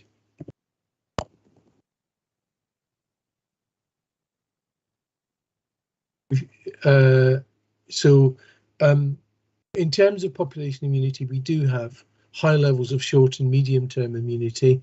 Infection has helped, but vaccination remains one of our key planks. We still need to do combination prevention, so that's vaccinate plus ventilate plus other appropriate measures. It seems that endemic, when we get there, and it will be, I think, a when and not an if, will be a series of characteristics. The first of which will be we'll have ongoing sporadic outbreaks of infection, a bit like measles probably, and reinfection for some. So it won't be just like a flu in the background. It will be kind of a bit bumpy with outbreaks happening here and there. That doesn't mean it will happen at a massively high level, but it doesn't mean that it's just going to be kind of very plain sailing. And we do have to find a way of integrating this with business as usual. There will be some element of seasonality to it. We don't yet know what that will be. It is postulated that it's going to be kind of autumn and winter seasonality. Again, big caveats around that. And we'll probably see surges really only when new variants emerge, which take us back into epidemic phase like Omicron, for example. And I'll come on to that. And if we could move to the next slide. So that's the kind of parameters we're looking at.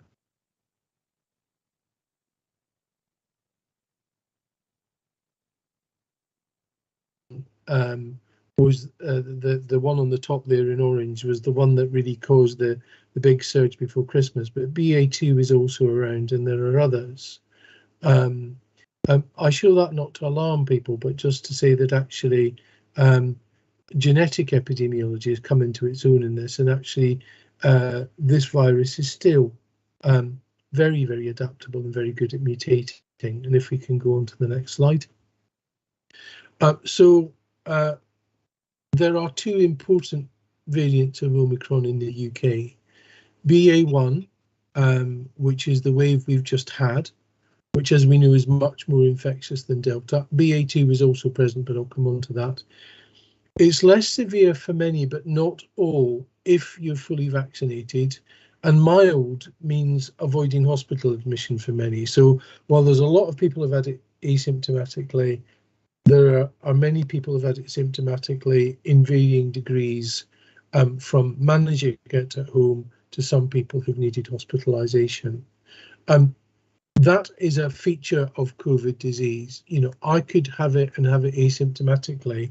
You might have it and end up in hospital. And there are a number of reasons for that. But this disease presents in multiple ways in different people. So to say it is mild for everybody is not accurate, but to say everybody ends up in hospital is also not accurate. BA2 is now spreading, and it's likely to dominate in the next month or so in England. It's surging up in London. We're probably next. It is more infectious even than BA1. It has a growth advantage, which is suggested in reports this week of up to 30%, greater household transmission.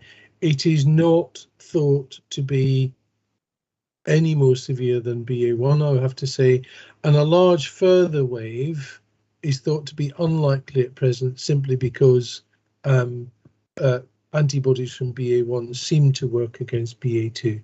So we've got the virus still mutating, but what we may not have is yet another massive wave, which is good news, I think, and I'm being very careful in how I say this. And if we can move to the next slide.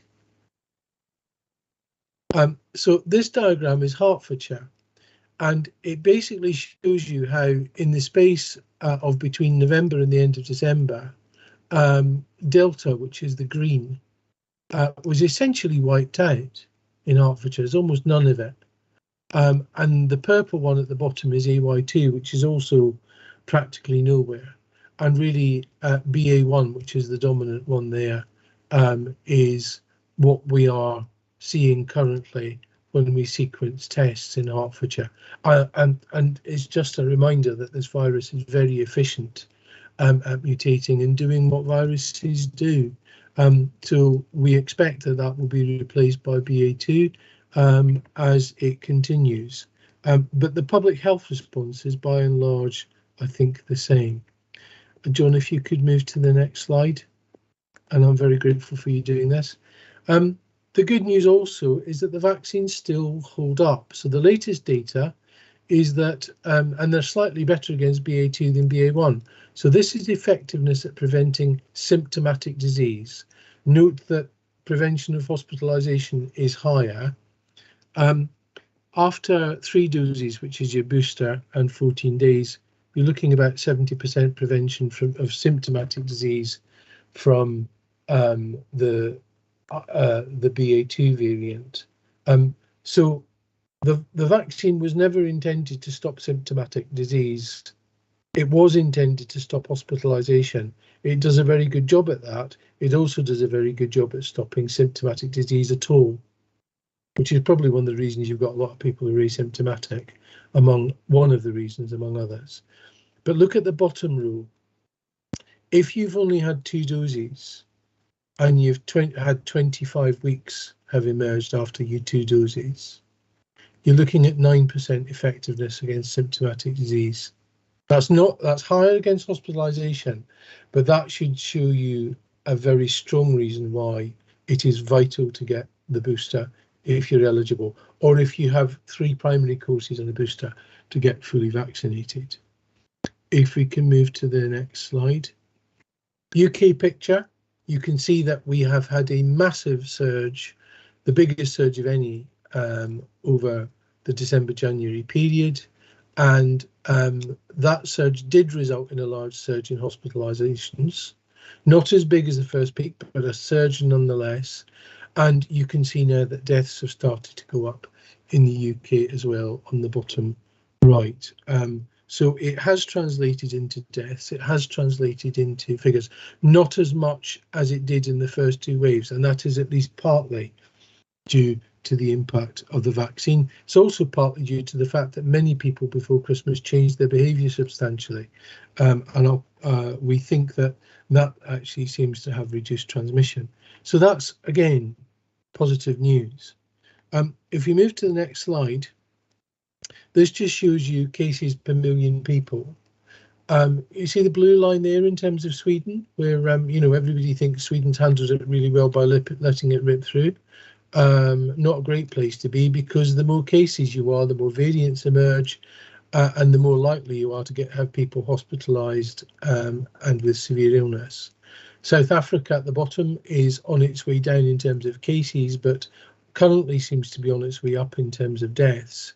And the UK, thankfully, has come down. So we're on a slightly different temporal place than the rest of Europe and the rest of the world.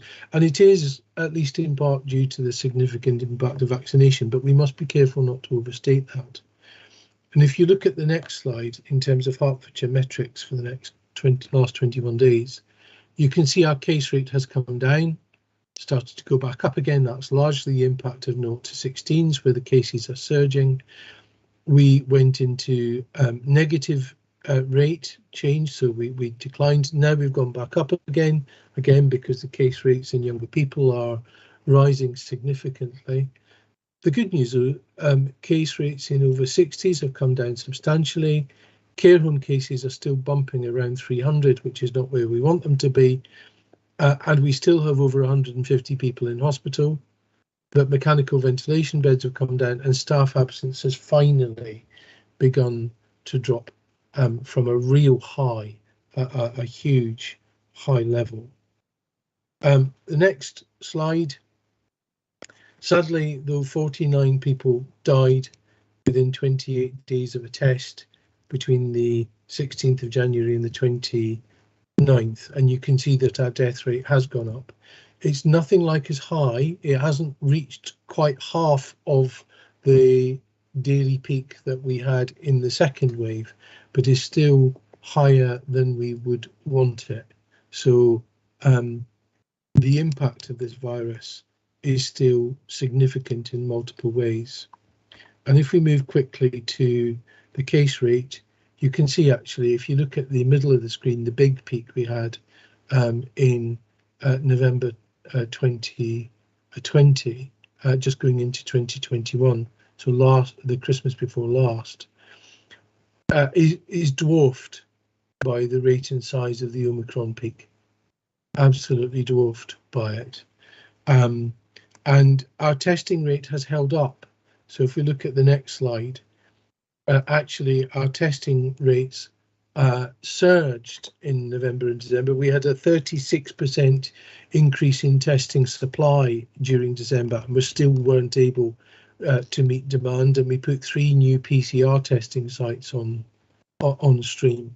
And you can see that our test rates are still running at just under 4,000 per 100,000.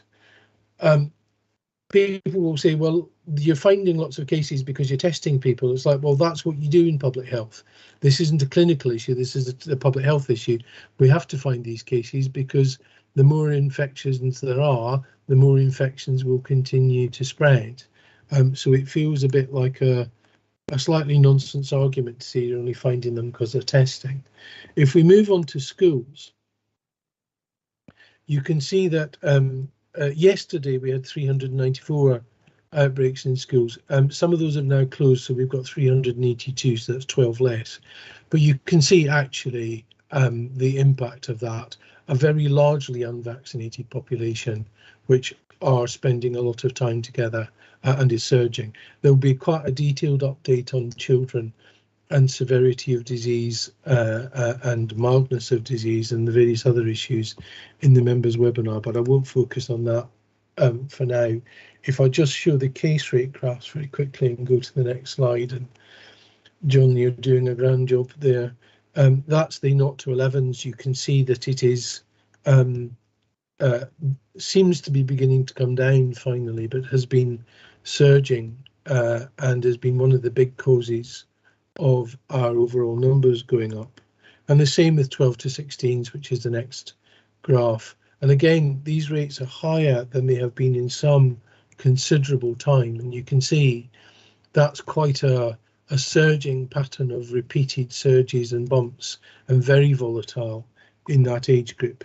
And we do have to find some way of not just minimising the disruption to schools to keep them open, but minimising the disruption to the children themselves, and minimising adverse disease to them and other consequences. So COVID is not a zero consequence disease in children, because actually the more kids who are ill, the more teachers who are ill, the more schools struggle and the more disruption you have. And we want to keep schools open. The next slide, which I won't say much about, is just to say reinfection rates. Sorry, lost my place. So that slide just gives ages 17 and over. You can see massive peak has come down and is plateauing. It's still continuing at a fairly high level, still higher than previous peaks in some ways. So we have a bit of a way to go, but that's the background against which currently we have to try to manage the situation. If we move to the next slide on reinfections, what this is showing, since the data was added yesterday to the national dashboard, is that we think there could be around 10% of people reinfected with the current family of variants. So that will keep generating more infections as we go on to the pandemic, and that's a slightly new thing for us, but does mean that we have to take that into account, and will help the epidemic propagate. It's another reason for people getting vaccinated. It's also another reason for people taking some basic precautions. On to some really good news about vaccination on the next slide. We have 921,000 people have had their first dose and 860,000. And bear in mind, the denominator goes up every time government adds a new tranche of kids to it or a new tranche of people to it. So we have got higher levels. If you just looked at the cohorts, every age cohort above 30 has got very good coverage at minimum 75 and upwards, last time I looked. And the booster programme is ruling out well. There are still inequalities. I can provide detailed answers to anybody who'd like them for their area. And we do have heat maps, and we have still got the inequality programme running. And we have still got an awful lot of work to do, because as you can see, we have some people unvaccinated, but the vast majority of people are voting with their feet. And if we move to the next slide, vaccination is vital, because this diagram from the Financial Times data analysis team shows that actually, if the US had matched Denmark's vaccine coverage, their hospitalisation rates would have been cut in half. The US has massive hospitalisation rates at the minute, and if they have a population that isn't as well vaccinated as Denmark, or indeed as us, if their vaccination rates match Denmark, they'd have 50% fewer hospitalisations. And that is also borne out in the next slide, where the early data, using government data, suggests that the booster campaign has been significant, and without the booster campaign, we would have had an additional 26% of people hospitalised. That's also one of the reasons why the modelling assumptions, that the actual hospitalisation numbers in the SAGE modelling assumptions were lower even than the lowest range of some of the assumptions, because of the impact of people's behaviour change. There's huge amounts of evidence people changed their behaviour before Christmas, and that actually reduced infections, but also the impact of the booster. A final really good point on vaccination.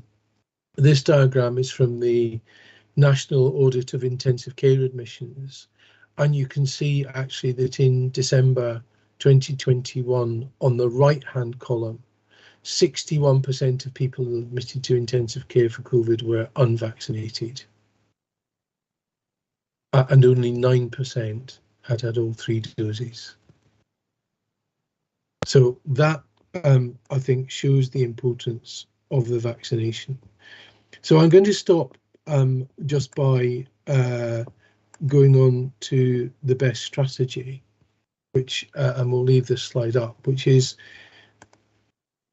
we need to live as safely as we can with COVID, because it's not going away. That means we need to try to keep as much open as we can while minimising disruption and health consequences. It isn't acceptable just to let the virus rip through, because it will reach the vulnerable and will have severe disease, and that will cause disruption, and large numbers of infection also cause disruption. But we're in a very different place from many other countries. We're in a very different place than we were a year ago.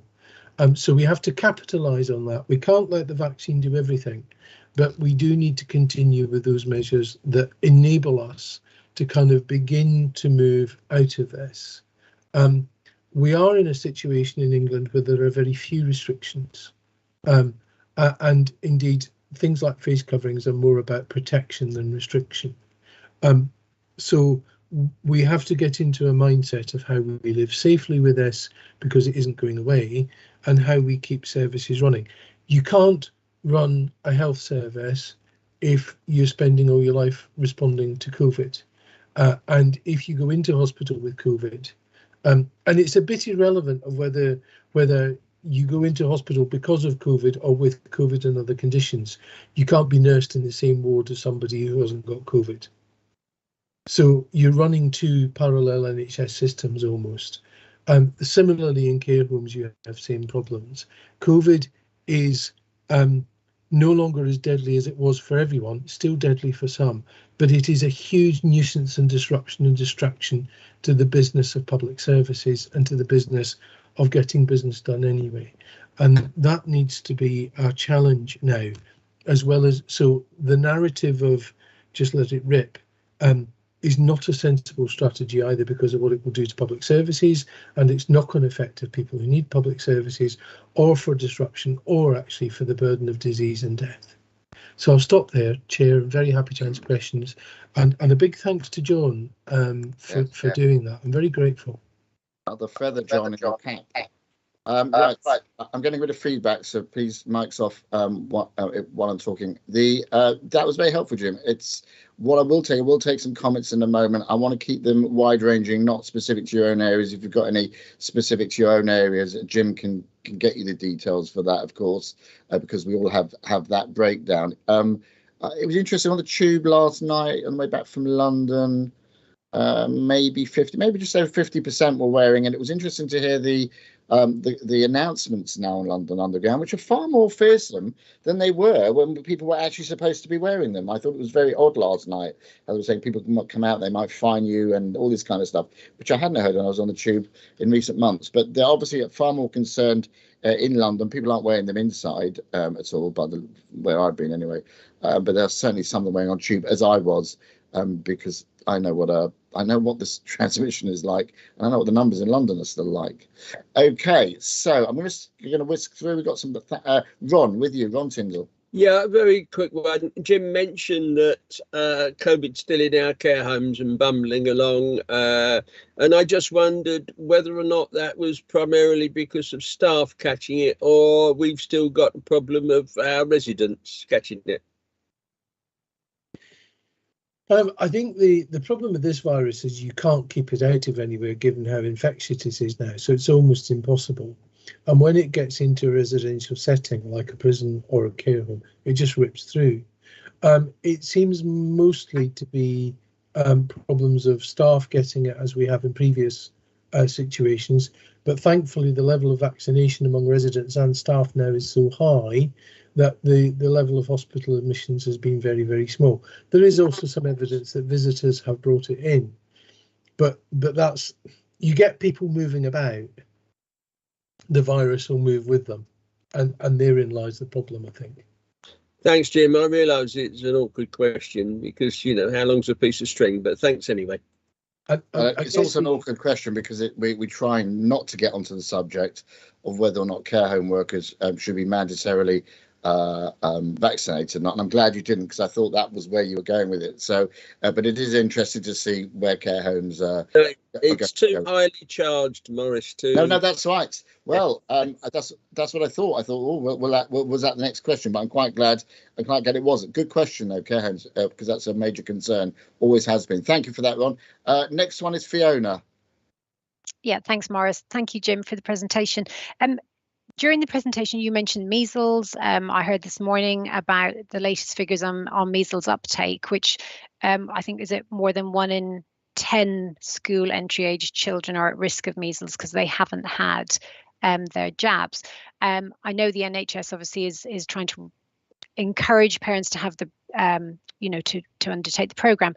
Just wondering, what are we doing at public health level to encourage this, because clearly it could have disastrous consequences. And obviously it's a COVID impact, isn't it? Because parents have either not been able to attend vaccination clinics, or it has gone on the back burner because actually everybody's been so focused on COVID. Yeah, and I think a lot of vaccinations have slipped because people have been so focused on COVID. Our rates in Hertfordshire for measles vaccination were traditionally hovering around the 92%, sometimes 87%, which is good, but we'd like to get them slightly higher. We are seeing in some populations measles outbreaks, and we have seen in some populations. And of course, there's a 1 in 200 risk from children that if you get measles, you get brain damage, which is quite a high risk. I mean, I wouldn't take that risk if it was going to be a risk of having an accident getting on a train, for example. Several things. Firstly, our school vaccination team and our health visitors and our school nurses are working with Louise and Geraldine in my team to develop a vaccine inequalities plan around childhood immunisations to make sure we've got uptake. We're discussing with NHS England how we get all those routine vaccinations in children anyway. And it won't just be measles, it will be MMR, obviously, as you say, but it will also be the issue of, what's happened to HPV vaccination for boys and girls, and what's happened to the various meningitis vaccinations and the others. we want, as a core plank of strategy, high vaccine uptake across all populations in Hertfordshire because it saves lives. So you're right. The news, I read with alarm that news, and we are working on it, and we will look at the rates, and we will do what we need to get those rates back up in Hertfordshire if they have dropped locally as well. Thank you. If I may just come back on Yes, that, Chair. please. So you mentioned the vaccine inequalities plan. Is that something that could come to this panel at a later stage just to update members on? Would that be, I don't know, maybe 6 months' time, just to give us an understanding of how Hertfordshire is faring, and particularly where the inequalities lie and how they can be addressed? Yes, I mean, I'm just conferring with Sarah, and she says that's absolutely fine. One of the benefits of having the Health Protection Board for COVID is, of course, it started to do non-COVID stuff. So, and that means we've got a shared system across all 11 councils and the NHS and the voluntary sector and everybody else. So our kind of shared health protection ambitions and strategy are really now very strongly multi-agency. And of course, Alex and his colleagues have to put up with me on that board as well. So we'd be delighted to bring it back. Okay, thank you, Jim. Just one further question, Maurice, if I may. So obviously you've mentioned the increase in positive cases in schools, and whether this is a legacy, I suppose, from Christmas and then everybody coming back into the schools, etc. There have been comments, and obviously masks in schools is quite controversial and has been, and differing opinions. Is it too soon to say whether we need to adopt any more stringent measures, or are you confident that what we are currently doing is enough to encourage or to manage the outbreak, and yet ensure that as many children as possible can stay in school, which clearly is the driver? I think this is interesting because you can't keep Omicron out of schools. But if you just let it rip through, it will damage children vulnerable to long COVID, as well as staff vulnerable to long COVID, and will land some people in serious disease, and some people will die because it's milder for many. And so we've been working with schools through the school cell. The new Department for Education contingency framework says that schools can continue to take such individual measures as they feel relevant in their outbreak condition. And you can see that we have 382 outbreaks in schools currently. So the schools team gives individual bespoke advice to each school to enable the head teacher to reach the decisions about the things that they want to achieve. I think we're going to have to continue that for some time because the virus isn't done with schools yet. And this difficult one of how do you keep a school open and kids in face-to-face education if that population isn't vaccinated yet? We're still waiting on JCVI, but there are simple safeguards that you could take, such as ventilation in some settings, a range of other things, face coverings in appropriately where used. How do you get that kind of combination of measures in schools where it's right for the school? And no two schools are the same. So although it has created huge amount of extra work, we're still putting in that industry of support to schools to keep the schools open. Can we guarantee there will be no COVID in schools? No, we can't, unfortunately. Can we protect children and staff and keep schools working? Yes, and I think that's the challenge that we face. And some people, and I think we need to be quite clear that I won't comment on some people, on a number of evidence reviews that have been published recently. They're actually quite poor in quality. There is very good evidence that things like face coverings and ventilation make a difference. And that evidence remains regardless of what people would say. And I'm talking about the SAGE consensus statement, the American evidence, the evidence published in other countries. The scientific evidence on the use of face coverings and on ventilation remains good. as good as it is for many other things in this pandemic. Hopefully that helped. Yeah, no, thanks, Jim. And it was interesting. I was at a school in my division yesterday outside, and the number of parents who were still wearing masks outside, well outside the school gates.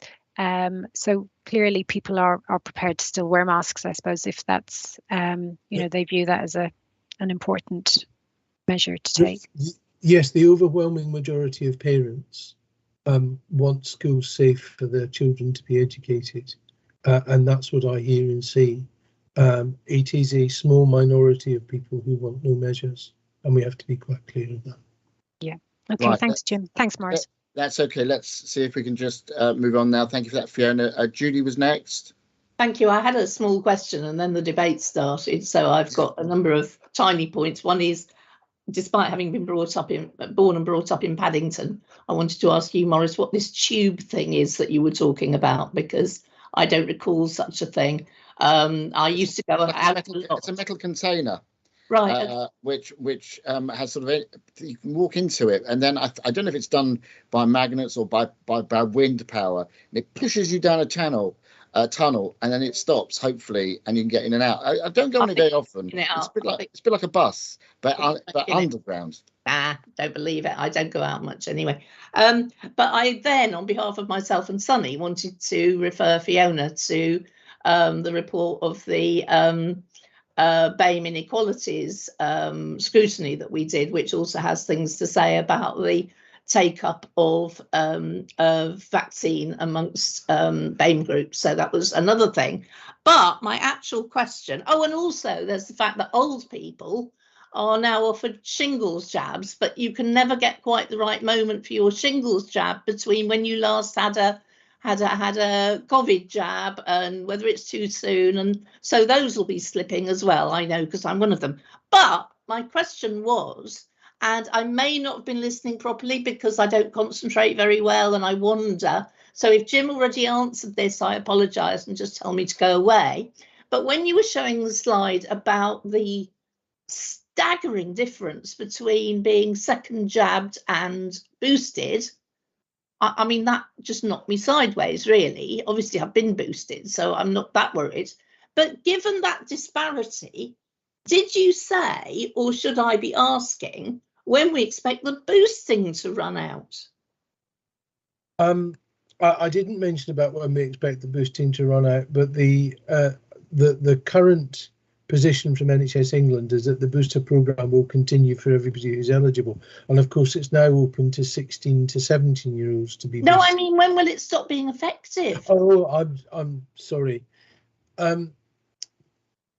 The short answer is we're not entirely sure, but the assumption is 6 to 9 months of decent levels of protection, by which time your T-cell immunity will have kicked in anyway. But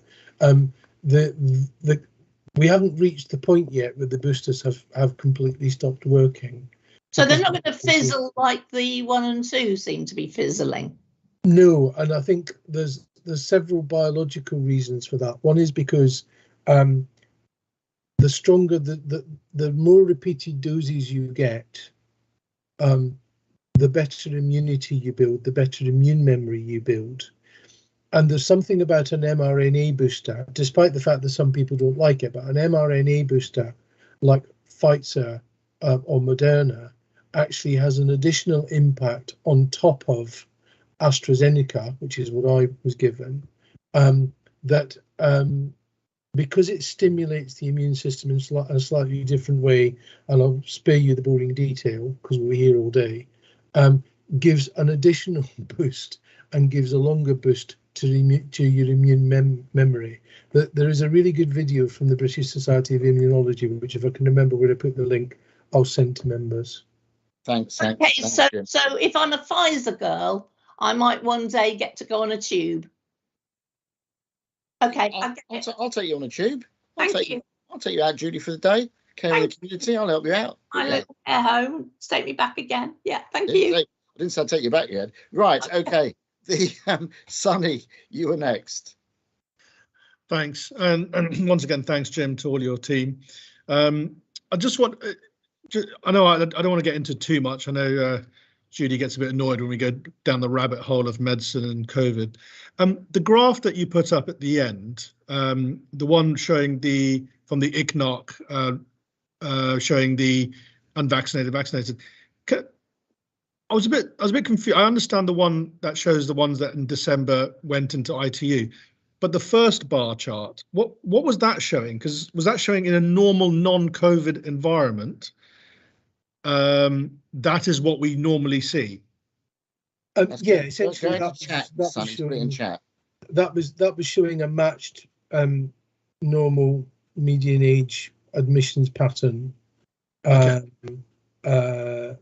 because they have a particular method in the intensive care audit of matching them to populations to kind of look at the difference, which isn't very intuitive if you're looking at it, but seems to work for them. Okay, I was just yeah, I needed to understand that.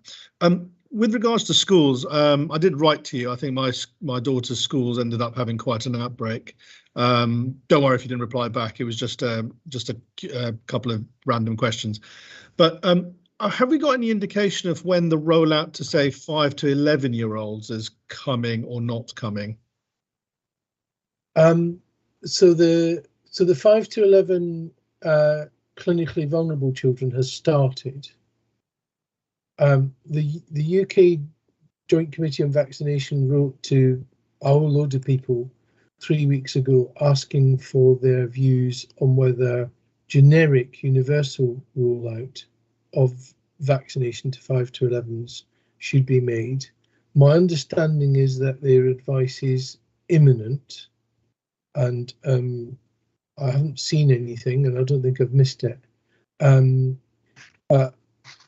So we're waiting on their view currently.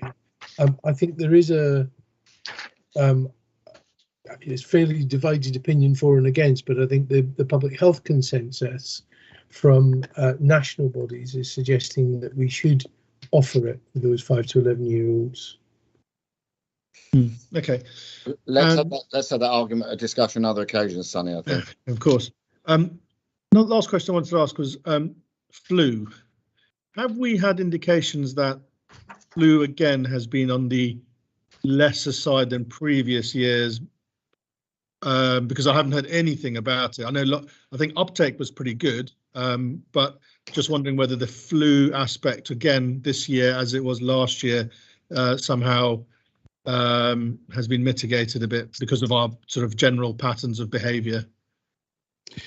It has a bit, and the same with norovirus and rotavirus.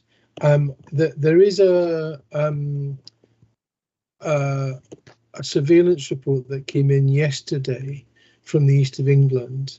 I can forward that to you if you like, that shows the kind of baseline of where we are last year against the present. But the short answer is that emergency department attendances are down, and by and large consultations are down for flu. So the change in behaviour that people did over December, I think, actually had an impact on flu particularly. Norovirus has gone back up, but nothing like as much as it did this time last year. So, for example, last week we only had one outbreak of norovirus that I was aware of in all of Hertfordshire, which is quite a difference. And even vomiting and diarrhea related illnesses, the calls, we monitor calls to NHS 111, they're down as well. So all of those kind of winter diseases remain still slightly artificially suppressed because of the impact of COVID. Thank you very much. I'll email you the report. Brilliant, thank you. Colleague, thank you, Jim. A longer report than I thought it was going to be, but actually I don't think that's a bad thing, really, because we tend to just think that, oh, well, it must be out of the way now, but it isn't. And we need to be obviously understanding. What's going to be interesting in the months ahead is to see how this all reacts to the loosening of the restrictions and what that's doing in our communities. And I think that will be a very interesting update next month, 2 months' time. Colleagues, we are asked to note, we're commented, we are now asked to note the report. So if you can just put in the conversation chat box whether you're happy to note or not.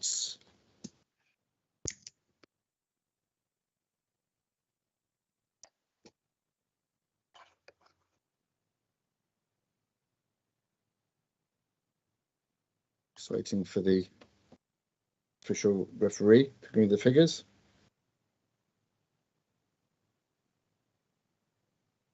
Ron Tyndall had to leave, sent his apologies.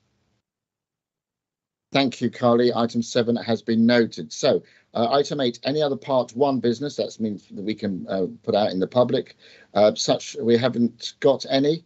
And in fact, there's no part 2 business, so we don't have to go into part 2 to confidential sitting either, in which case I can say that the date of the next meeting is the 28th of March 2022 at 10 a.m. Can I thank everyone today for their attendance and for their contributions, and particularly the officers for their presentations and for their work outside to keep us all healthy and safe. And I look forward to seeing you all again very soon. Thank you, everybody. Meeting closed. Thank you. Thank you. Thank you very much.